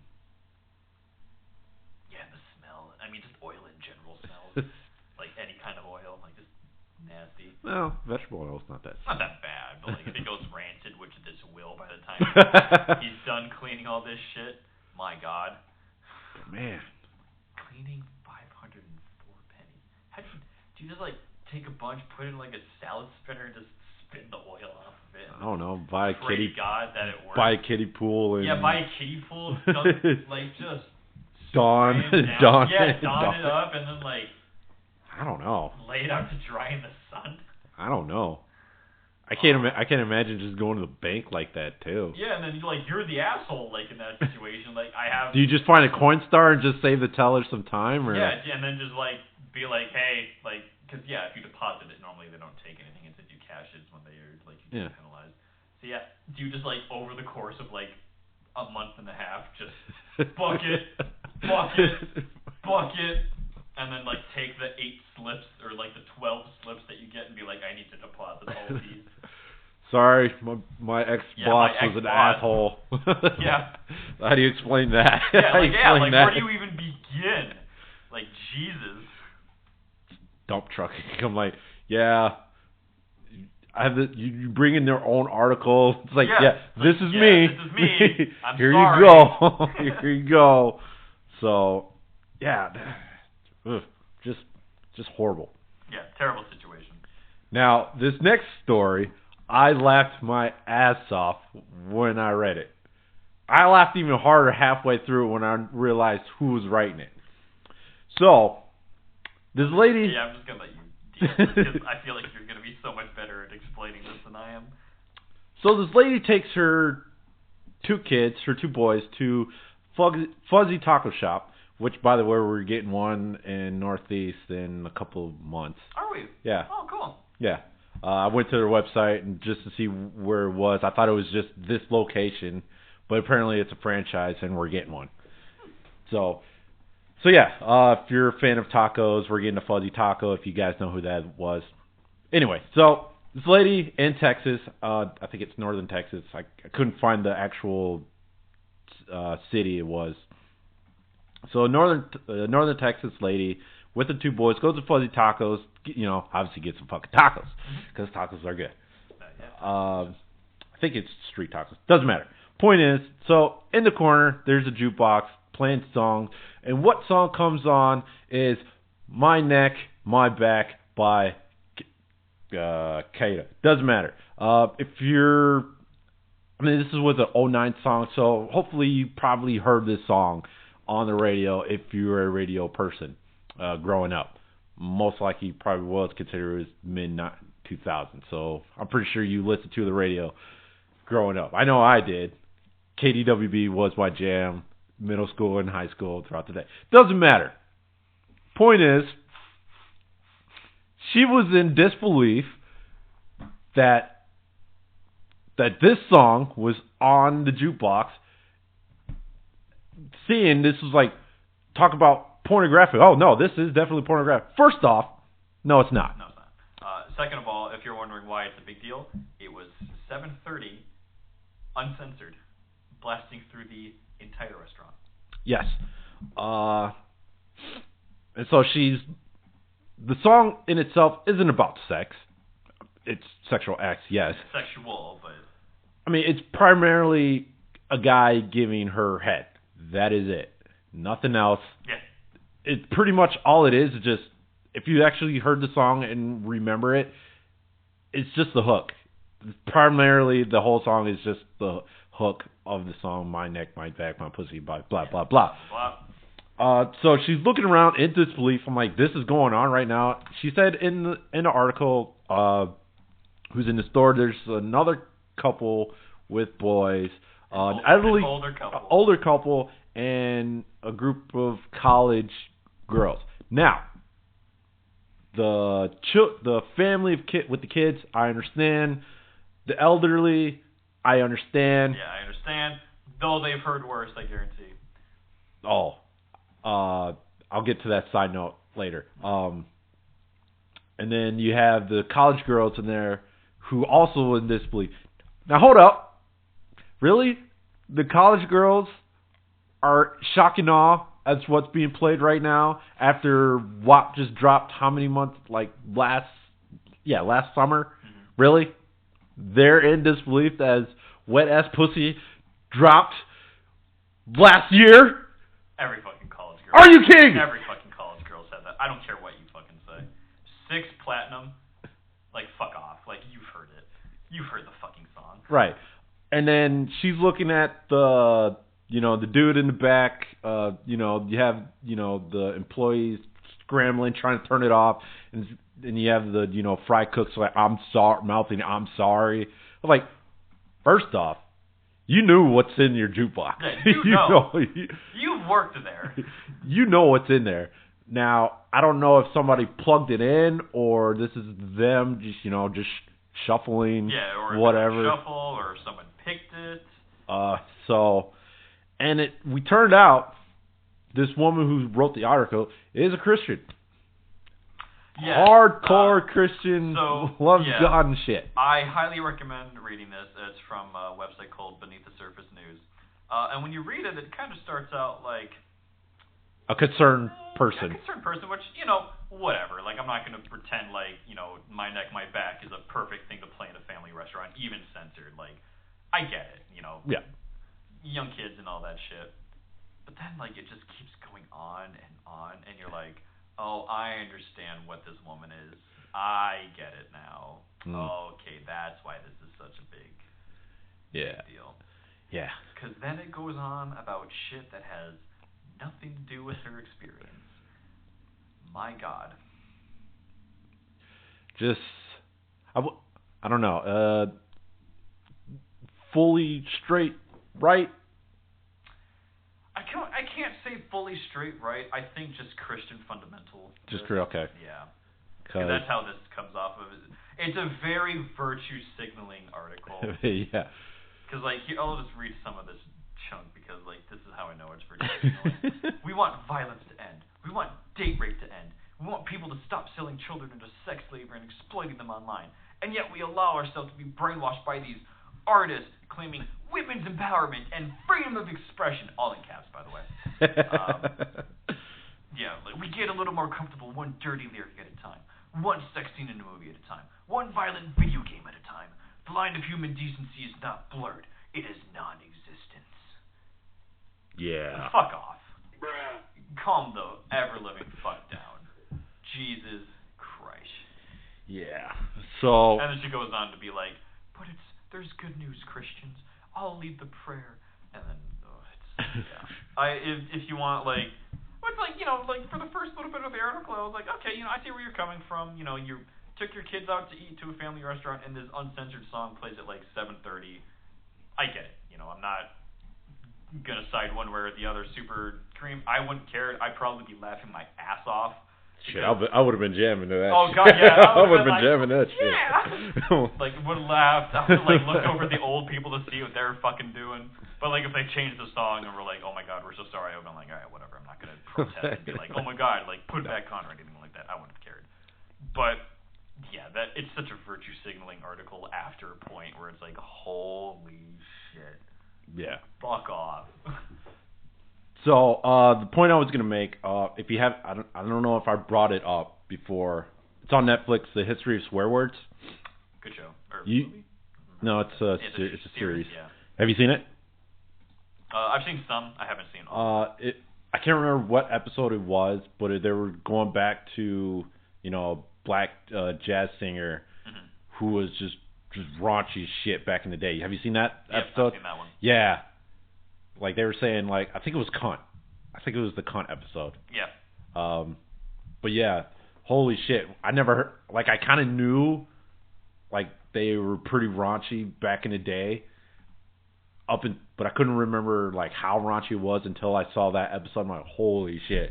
Yeah. Like, all the community was like, damn, they were talking about this back in the 40s. Yeah, like the fucking, like, 40s, 50s, like, Jesus Christ. Giving it, like, really giving head that back in time. Like, back in time, like, that was just another fucking thing. Like, like, yeah, damn. So, yeah, so. Well, to be fair, on archive.org, there is the first animated porno that you can find and watch for free, because obviously it's archive.org, back from, like, the 1920s, late 1920s, which just goes to prove that artists have always been horny. Oh, yeah. Always. Always. Never going to change. It's going to get worse before it gets better. And we've been saying that for 20 years. I could have sworn there was literally archives of cave drawings. There are archives of cave drawings. This is the first animated one that, like, which is, like, has, like, sound effects and everything. Because, obviously you didn't have voice recording or anything at the 1920s. But yeah, super funny. Go watch it. Ever Ready Hard On is what it's called. Saber Spark on YouTube just had a video on it. Highly recommend watching that. Super funny. Love it. He made a very valid point.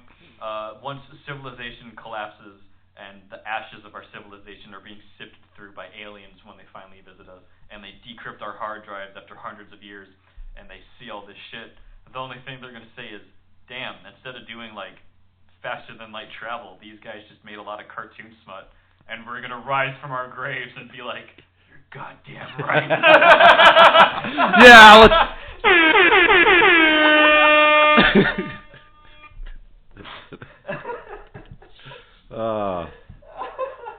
Thanks, Matt. That's been like my favorite line he has ever said, and it's so true. It's so fucking true. Okay. That's just funny. I can see that. I can definitely. Right. An article dropped in North Korea saying that in North Korea they have propaganda, which I should have looked at, try to find this website, North Korea propaganda, because I think that would have been funny as shit. I think it was funny as shit. Saying. So I'm gonna pause real quick because I don't know. This is a legitimate question. Does Hitalia have a North Korean representative? Who, what? Hitalia. Does it have a North Korea representative? I don't think so. I desperately want them to have one, and I'll watch that show, and I'll watch that series. I thought it was just focused on Axis. It kind of, like, it is, but, like... Yeah, I know, but I mean... I feel like we can, like, move into the future a little bit. Is this still going? Oh, yeah, I'm pretty sure. Oh. But why? I don't know. I don't know. It's awful. Fight me. So, all of you that think that's a good show, get fucked. I will fight every fucking one of you, you fucking fat piece of shit. I'll fight them too. Same with you Homestuck fans. Get fucked. I'll fight them all. I'll fight them all. Homestuck almost made me quit going to cons. Because that's all it was. Back in the day, like when it was super popular, everything was Homestuck panels, Homestuck cosplay, Homestuck everything, Homestuck merchandise. I'm like, is this all anime is? Is this all? So same with Italia, now that I think about it. Italia panels and merchandise and cosplay, and I'm like... Oddly enough, I didn't see that much Italia cosplay. Oddly enough. So North Korea says K-pop is slave-like exploitation. Now, I want to read the first sentence in this article. K-pop is one of the South Korea's most popular cultural exports with a growing reach around the world. But it seems that not everyone is a fan. First off, you guys don't have that much of export. Other than Samsung. Cultural export's different than actual export, remember that. Well, I know, but I mean just exports in general. Yeah, no, they do Samsung, StarCraft 2 Pros. Samsung, that's it. So I'm like, first off, you guys don't have that much export. Some food brands. What? Yeah, you can go to like a Asian market and get like Korean food and Oh, everything. you know what the fuck I meant. Yeah, that's like it. So, you guys have two things. Also, this is a joke. We don't actually know about the actual exports of Korea. Please don't sue us. Yeah, I know. This is just a stereotypical joke. Right. Although they're not entirely wrong. If you guys know about K-pop's, how most bands get started, they're not entirely wrong, but they're not entirely right either. Yeah, no. If you like look in the history of like, you can literally like sign up to be one, and like you go through like the training regiment and everything, and like you can be a K-pop star. Congratulations. I don't know if it's gotten better. My guess is it probably has since information like that has come out. Like, my God, back in the day. Yeah. No, thank you. I mean, obviously, it's not like the worst thing on the planet, but it's not something. I mean, you can quit at any time. Yeah, it's not like they put a fucking gun in Rambo's head and be like, "You're gonna fucking finish this." Yeah. Or anything like that. It's like if you wanted to drop out, you're free to, but like you like basically had to pay to be an idol, like, and they would obviously promote you and do all the normal stuff of a K-pop star and anything like that. But like if you weren't successful, you would still be paying. Like so. It's kind of almost New Edition nuance if you know who they are. If you do, thank you. Yeah. You are a friend of mine. If you know who New Edition. If you know who New Edition is and what they went through their first couple albums. But anyway, moving on. they thought this was pretty much, you know, what do they say? We're bound to unbelievable, unfair contracts from early age. Once again, you know, detained at their training and treated as slaves after being robbed of body, mind, and soul by the heads of vicious and corrupt art-related conglomerates. Like I said, they're not entirely wrong. Yeah, not entirely wrong. But they're blowing it way out of proportion. Yeah. They do have through shit. What was the episode? It was, damn, I can't remember. Once season 2 hits, I'll be so dope. But yeah, because everybody in that group is replaceable. Yeah, any K-pop group, as much as you're like, oh my god, they're all so great together and I love it, one of them can drop out and any one of them can get replaced immediately.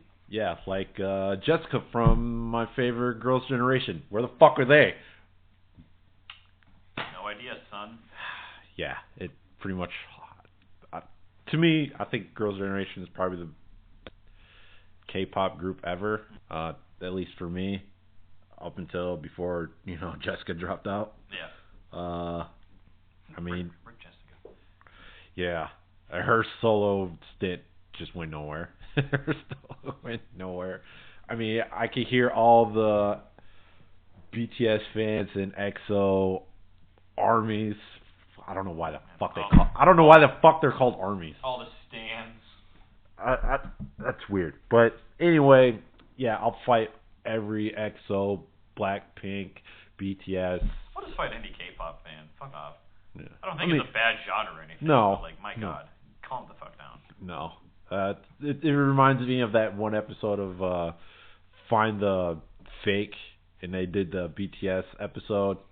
Have you seen that one? Yeah. Like, Jesus. Damn.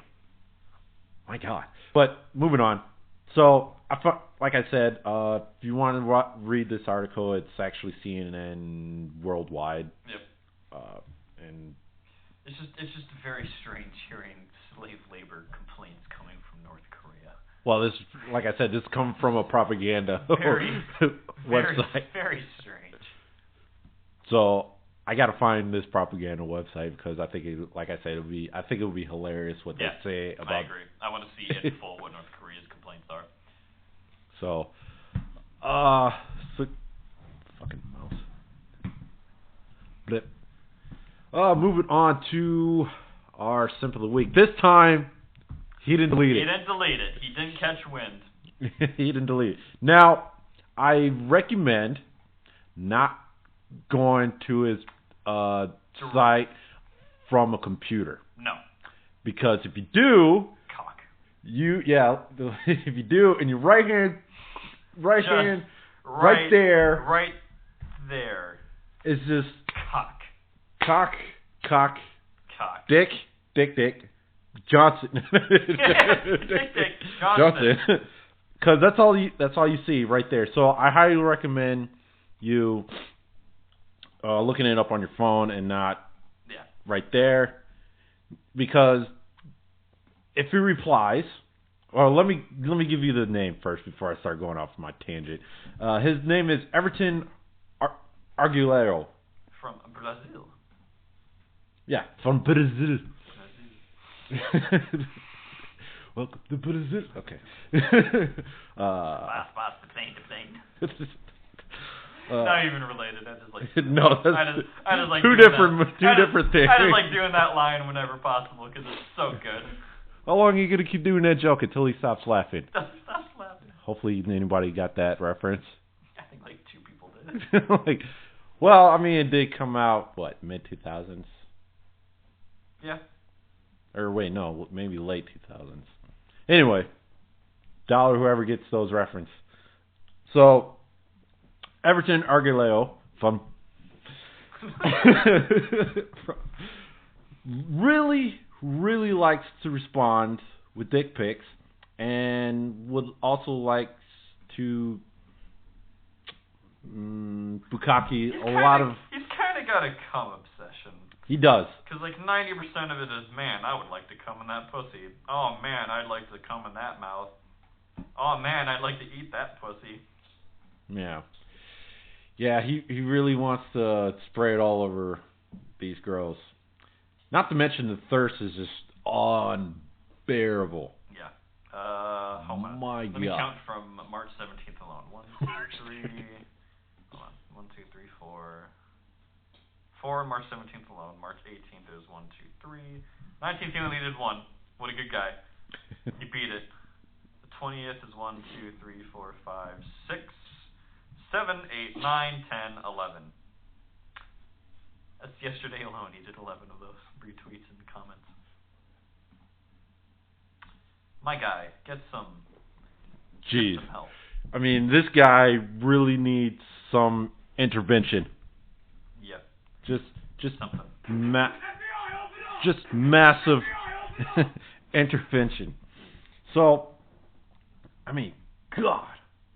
Just why? At least, I will say, he's got quite a bit of variety. He does have a couple that he replies to constantly, but, you know, he's got a nice spread of people. You know, he's got some different ethnicities in there. He's got different hairstyles, you know, different body types. He's spreading the thirst. He's spreading it a little bit. So, you know. Yeah. So,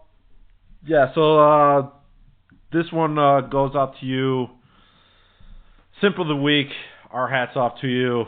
Just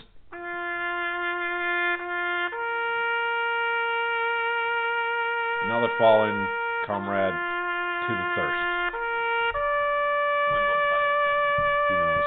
Who the heck knows? So yeah, all right. Let's get down to brass tacks. Why is the tax always brass? Why can't it? Why can't it be iron? Iron is a far superior metal. Why can't it be just platinum? Why can't it be platinum? Or gold? Or anything like that? Double plat, no features. Just bite on it. I love that meme so much. I like the one with the Andy Dalton. I know what you're talking about. I know exactly what you're talking about. Just long. So yeah, first one is learning the hard way. Yeah, we are.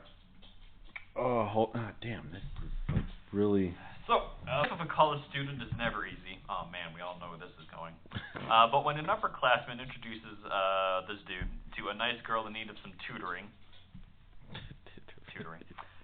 life is about to get a little more rewarding for him. Not only is he spending time helping out a cute co-ed, but she happens to have a sexy mother to boot. Because why wouldn't she? Little does he realize at the time that the two will fight over the slide rule in his pants. Slide rule. That was a math pun. That was. I know. That's a math pun. Whoever writes these, I want to meet you, and I really want to fight you. I really do. And as time goes on, not only are the mother and daughter still duking it out over this guy, but another mother and daughter pair get in on the action. This guy's got 4 ladies, hardly within the same circumstance. Yeah. Now, this is based off of game of the same name. Yep. Now, when they first meet, their neighbor, or let's say their neighbor, is in the vicinity. Now, right away, you can tell by her voice and just the dialogue alone, I'm like, I want to sleep with you. Yeah. You know what? I think my daughter, who's also in the room, needs a tutor as well. Special tutoring. I'm like, all right. First of all, I think. Even pretending. Yeah, she's not even pretending. We're not even pretending like you don't just want to watch your daughter get railed. Yeah, and then before that, the first tutory. I've heard it both ways. Yeah. Another $1. And then hey, you know what? You're not bad of a teacher. Can I call you Oni-chan? Sure, I guess. You have to have Oni-chan in every fucking hentai. All right, but why? Why? Even if they're not related, we need to call him Big Brother. Yeah, I don't. Weirdos who get off on that. Sure.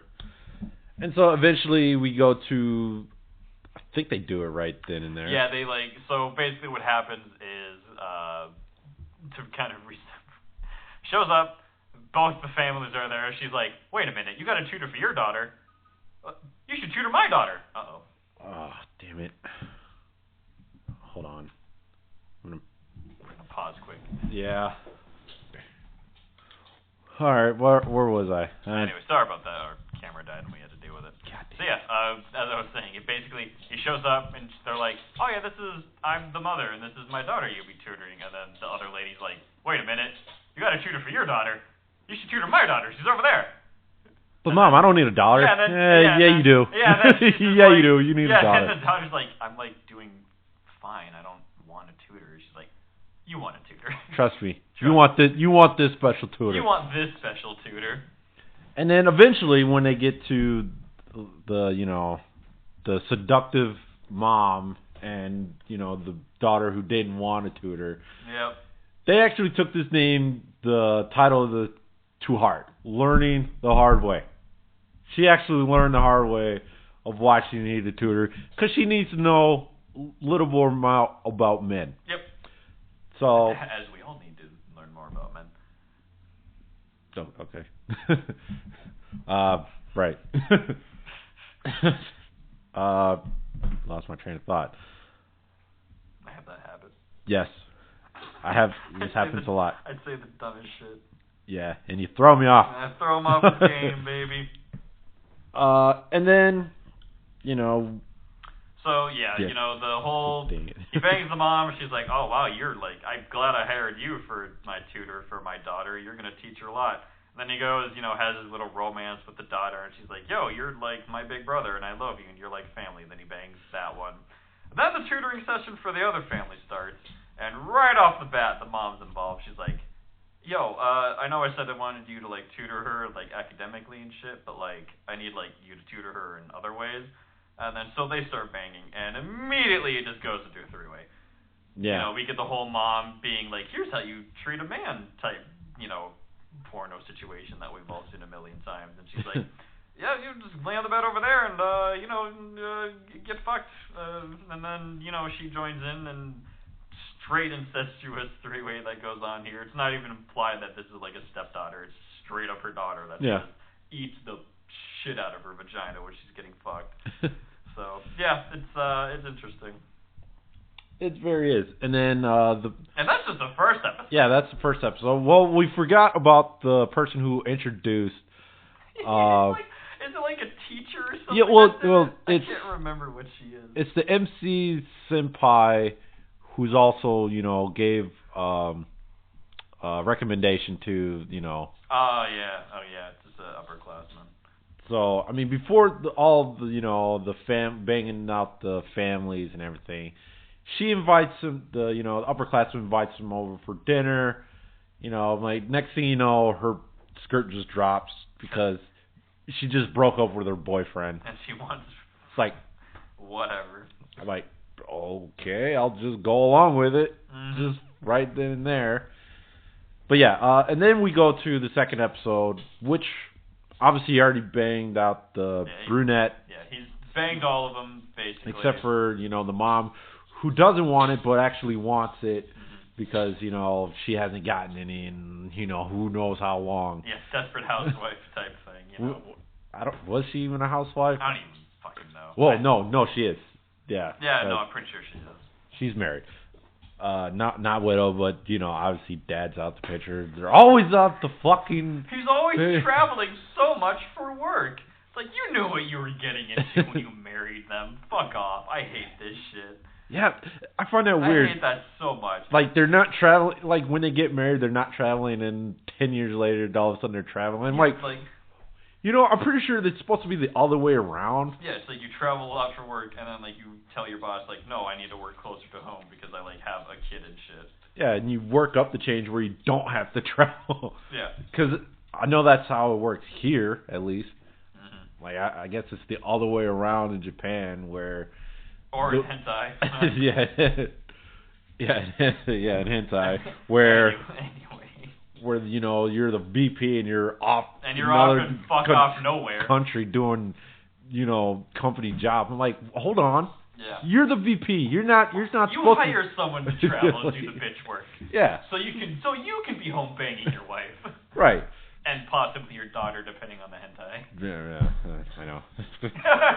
Yeah. So, and then eventually the seductive mom... Yeah, so basically... invites everybody here. Yeah, so episode 2 is basically like the refresher of like, oh, I banged this person and this person, and then the two daughters are like, hey, they're fighting over... I like him more. And they're like, no, I like him more, so they just bang because... Like, ladies, like, the mom... like, ladies, I'll put my dick in both of you. We all could be... We can all get this together. And then, the one mom who's super into it's like, the other mom is not giving into her desires like I thought she would. Let's just have a 5-way.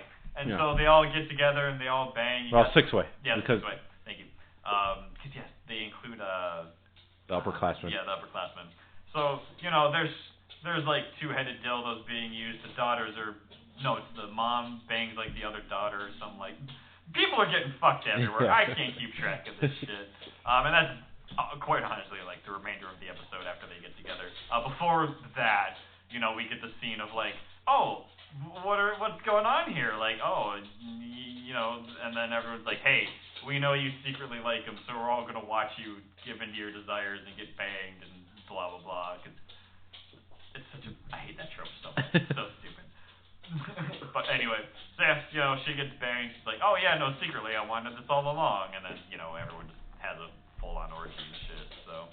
Yes. And that's basically the rest of the episode is just the massive amounts of fucking. Right. So, for me, for a harem, I enjoyed it. I think the plot's really funny.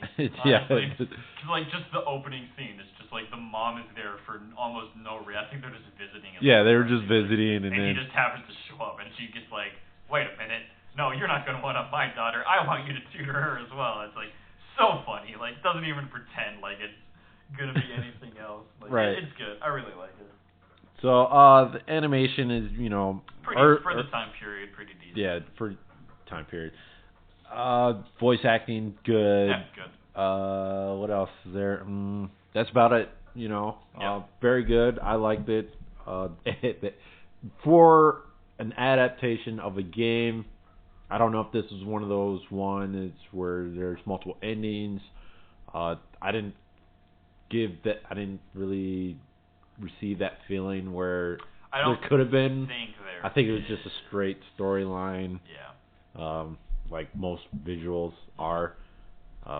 Some visuals. So yeah, give this one a good watch if you like your harems.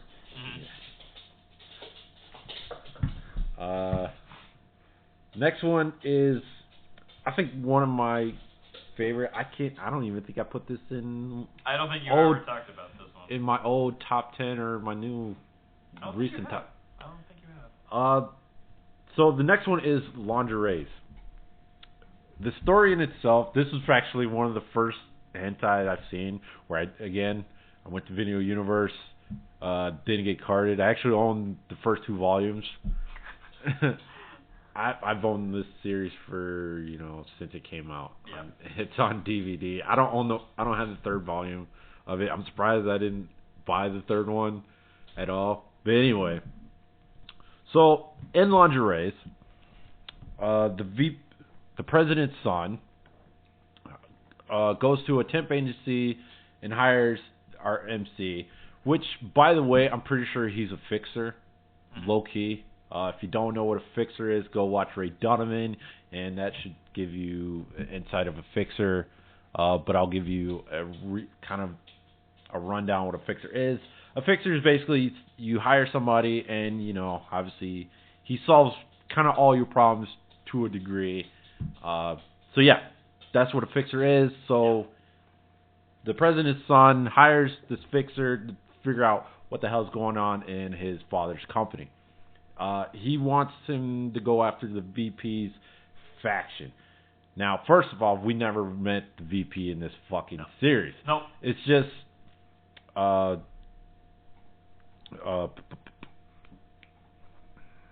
think he was like a marketing director and his somewhat underling. We don't even know what this other guy's position is in the company. He's just fucking there. So the president's son hires the fixer to figure out what the hell's going on in his company. So he gets assigned to Section 2, which is kind of, the riffraff of this lingerie company called Triple B.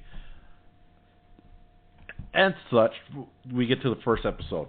Now, right off the bat, we see this quote-unquote, what was it?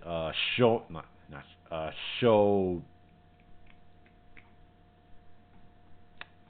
product testing. That's what it was. It was a product testing, which, incidentally, not really a product testing, if because hentai. And so right off the bat, we meet this one girl who's part of Section 1, or another section, who's the head of the other section. Yep. But it turns out the only reason why they had dirt on her because, she's actually from the States, on a work visa because this is the only way she can earn enough money because of her grandma back in the States needs some fucked up meds or on some, I don't know what. They don't even say. All we know, she's in a hospital. Yeah, they're just like, this is the only way I can get enough money to cover hospital bills or something like that. God damn, I know this is early 2000s, but I know. I'm pretty sure the hospitals weren't completely fucked yet in America. Yeah. But I know, but still. So this is the only way I can earn money. It's like, I don't know how much extra money you're earning. I mean, just because you're on a work visa in Japan and... I can't imagine that much more. Yeah. The conversion rate even back then was not great. No. Yeah, I mean, I'm pretty sure there's a lot more American lingerie companies here. I mean, maybe. Yeah, maybe. I don't fucking know. I mean... Europe maybe has more. I don't fucking know. Probably. But point is, so the fixer goes in, say, hey, here, I'm going to help you out. You help me out. Trying to figure out, what the hell's going on in this company. So eventually he helps her out, stop getting banged by, probably potential, I guess, buyers. What are they called for retail? Clients or something. Yeah, clients. Clients. Yeah, thank you. Suppliers or providers. I don't really know. They didn't never explain. But the point is, like, yeah, we're not going to deal with your company because we're not fucking this blonde or product tester, Yeah. So how can I ever thank you? Well, you can help me out because how about you just be my exclusive, go-to girl? Like, yeah, I think that's sexual harassment. Yeah, it is. But I think you like it. I think you like He's it. like, yeah, a lot. He's like, yeah, you know what? I really don't hate it. I'm like, like, okay, cool. Awesome. Sorry. Perfect. Like, okay, still gonna fuck you though. Yeah. And you're not really saying no. I mean, you're not in a position to say no, but you're also not exactly saying no. Yeah, exactly. So that was the first episode. Second episode, we get into the engineer girl who who's in the R&D department, looked up to the main guy that's part of the VP section, who worked his way up from the engineering / R&D department. She's kind of the pseudo hacker of the episode. In a way. Why do we need this? It's just about corporate espionage. Yeah. It's so ridiculous. So the second lady, who is the glasses wearing, big breasted of the series, the way he gets to her is pretty much pen masturbation. Masturbation by pen. Yeah. When I say pen, actual writing utensil, pen. So here, how about this? So I got this new product my underlings wants to do. You do this for me, I'll help you out to figure out who's hacking what system and whatnot. Like, I don't know, I don't have enough time. Eventually, Oh, I found out who's hacker. It's the guy I'm actually going after. Oh man, I can't believe I looked up to this person. I can't believe this person would do this. He was the bomb-ish of the engineering department. How can I ever thank you? Oh, hey, I did your seamless lingerie. How's it look on me? It looks dope. Now with those big tits, especially with those big tits, I'm gonna fondle and fuck you, and now you're on my team and whatnot and what have you. And then we get to the third episode. Now, although I didn't mention earlier, there's actually another female that the VP faction is banging out. Again, they didn't really give us a reason why. Why? We don't know. All I know, she's, living in a apartment complex that the company owns. I don't know if it was a translation or not. I don't know. But apparently the company owns the building that she's living at, so they constantly come over to her place to fuck her. They obviously fuck her at the office and everything like that. She's fucked all the time. Yeah. It will be fucking. So the fixer goes to her place and trying to figure out, all right, what the hell's going on. So you know what? I'm gonna bang you in the ass and I'm gonna stop. And this is how much of your nympho you are. It's like, I will continue if you tell me what's going on. Yeah, he's basically like, yo, they're stealing company secrets and selling it to the highest bidder, aren't they? You can tell me how. In the middle of fucking her, and he's like, tell me how. And she's like, I don't know shit. And he's like, come on, dude, just like fucking tell me. Like, I'll pull it out. I'll pull it out. You're just like making me do this because like you enjoy this so much. Like, just tell me. Like. Pull it out. Eventually. I can't tell if this guy's the best fixer in the history of fixing or not. I don't know. He's really good at his job, though. Yeah, he is good at his job.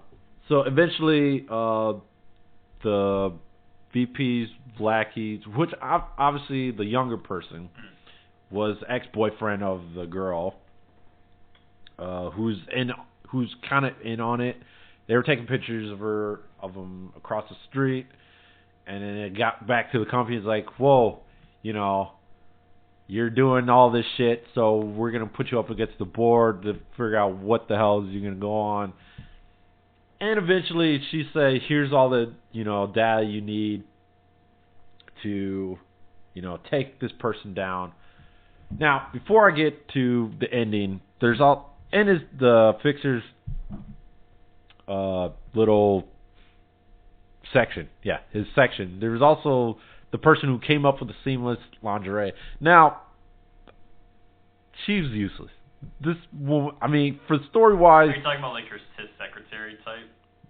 The character? No, the one who came up with the seamless lingerie. Yeah. And then no point. Yeah, No. I mean, other than her idea, hey, the side story of making all the seamless lingerie, but the sex scene just with her in it, like, it was just no, you didn't really need that at all. I mean, sure, maybe just to fill out, your at the time obligatory. I can't think. What's the word?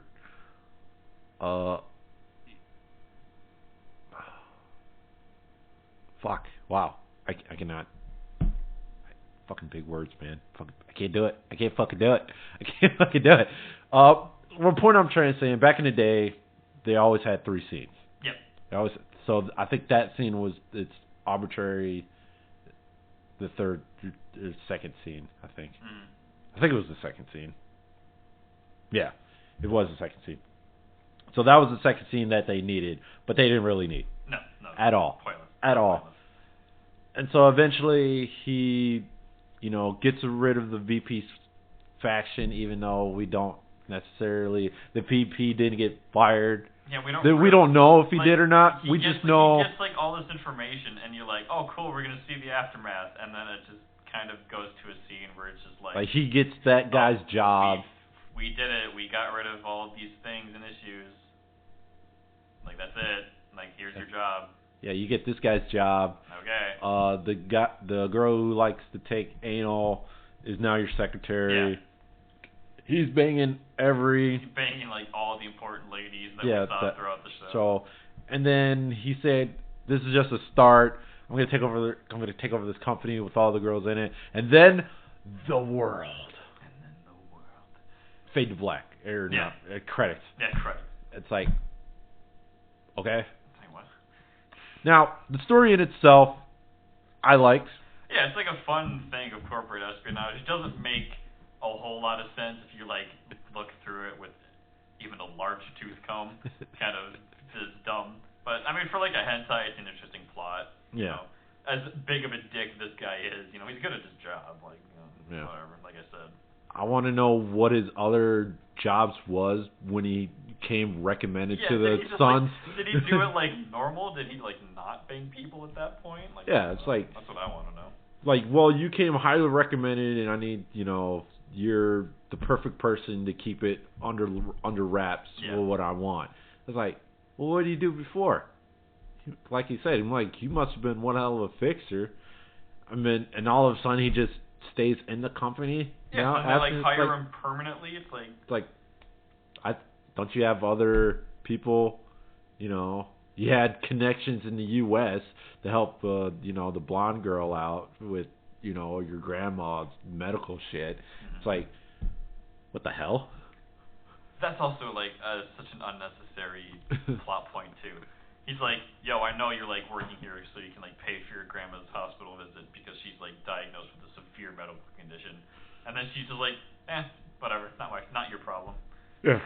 So, other than that, the sex scenes itself I like. Yeah, they're pretty good. Animation again for its time, good. Story, pretty good. Story's really good. For corporate espionage, just going about it and everything like that. Very, very, very interesting. Mm-hmm. It's very far from your normal school takeover-ish type thing. Other than instead of like office romance, but this is like full on. Connecting dots, shit like that. Oh, I liked you, I'm fucking you, and so you can help me out, and we can help each other out over here. Oh, hey, this person, I know she's kind of an associate, so she can help you out, and then that. So yeah, this definitely give it a good watch. Yep. And what have you. Once again, this fucking tabs, man. I gotta stop. What's the next one? Next one is Shoujo Kara Shoujo E. This one, because there's no description, but based on just from what I remember from it, it's one of those girl writes erotic manga and needs reference material. Weird nerdy boy happens to be in the vicinity, and that's about it. Oh, I remember. It's a 2-episode. Each one is a one-shot. Yep. The first one, I think that was the second one where he needed reference. No, that's the first one. Was it? Yeah, it's where she needs references because she's the one making the manga.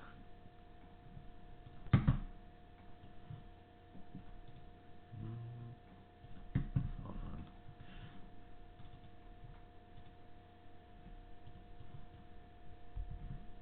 One's a total slut, one's a manga artist who wishes she could suck a real dick. What do they have in common? Not manga. Episode 2 involves a dude fucking his new fiance, and another scene involving a teenage boy and a MILF. Damn, that fat button never looks so appealing. No, that was the second part of. So good. No, the first one of the first episode was, Yeah, her being like just dick crazy, and then the second one was the manga lady. Yeah. Yeah. So in the first one shot, I guess the old friend of the mom came to visit. I don't know why he was in the house in the first place. No idea. And next thing you know, I was like, hey, I read your blog, lemon of a blog.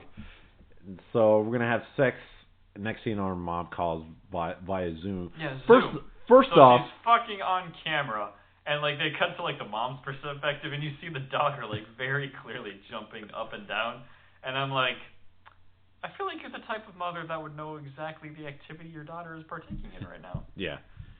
Now, correct me if I'm wrong. Don't you have to hit accept before the video pops up? Yeah, you do. It doesn't just like show up out of nowhere. Yeah, and that's what happens.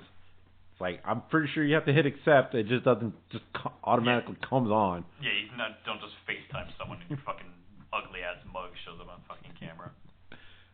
And then episode 2, the first part, it's pretty much arranged marriage and an arranged marriage meeting. Yeah. And yeah, there's really not much. Yeah, they're just like, hey, we actually like each other. Let's bang. And right. Then, like, that's it. Like, there you go. And then the second one's like, next door neighbor. I made too much food. I like the second one a lot. Oh, you have a boner. Yeah, it's one of those typical like, oh my gosh, you're like such a cute young man. Like, oh, thank you for like helping me. Hold on, let me get changed right in front of you. Like, what? Okay, and then like he loses his shit, starts grabbing at her, and she's like, oh, okay, sure, let's go. Yeah. So, animation, it's very up to date. Yeah, very up to date. There's definitely some parts of it where I'm like, this is kind of garbo, and the perspective doesn't really make any sense. But yeah, it's pretty good. Yeah, this is primarily more of a just hentai. Yeah, this just straight up hentai. Yeah, 4 different short stories. So yeah, nothing special is going on. Like, sure, we have a story. Just give a sex scene. There you go. It's about 16, 18 minutes long. Yeah, it's about 9 minutes per, depending on like how quick it is. I think the shortest one is the first one with the lady who gets her call from her mom. Yeah. So yeah, if you really want a quick fap, this is it. It's by Edge, so it's pretty. It's pretty decent good animation wise. Other than that, like I said, if you need like a quick microwave fap, go have at it. No, that was Kevin Williams. I respect it though. It's not wrong. Some people like a home cooked meal. Other times you just need like a hot pop. Ding. Oh, I miss Cat Williams. I miss him. Wish he had good stuff though, but then again, he burnt out way too quick. Like Kevin Hart. Yeah. Yeah. So yeah, that's about it. I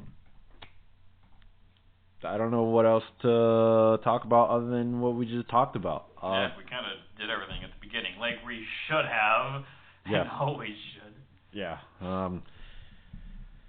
Damn. So yeah, thanks for listening to our rants as always. Once again, thanks for listening to. So until next time.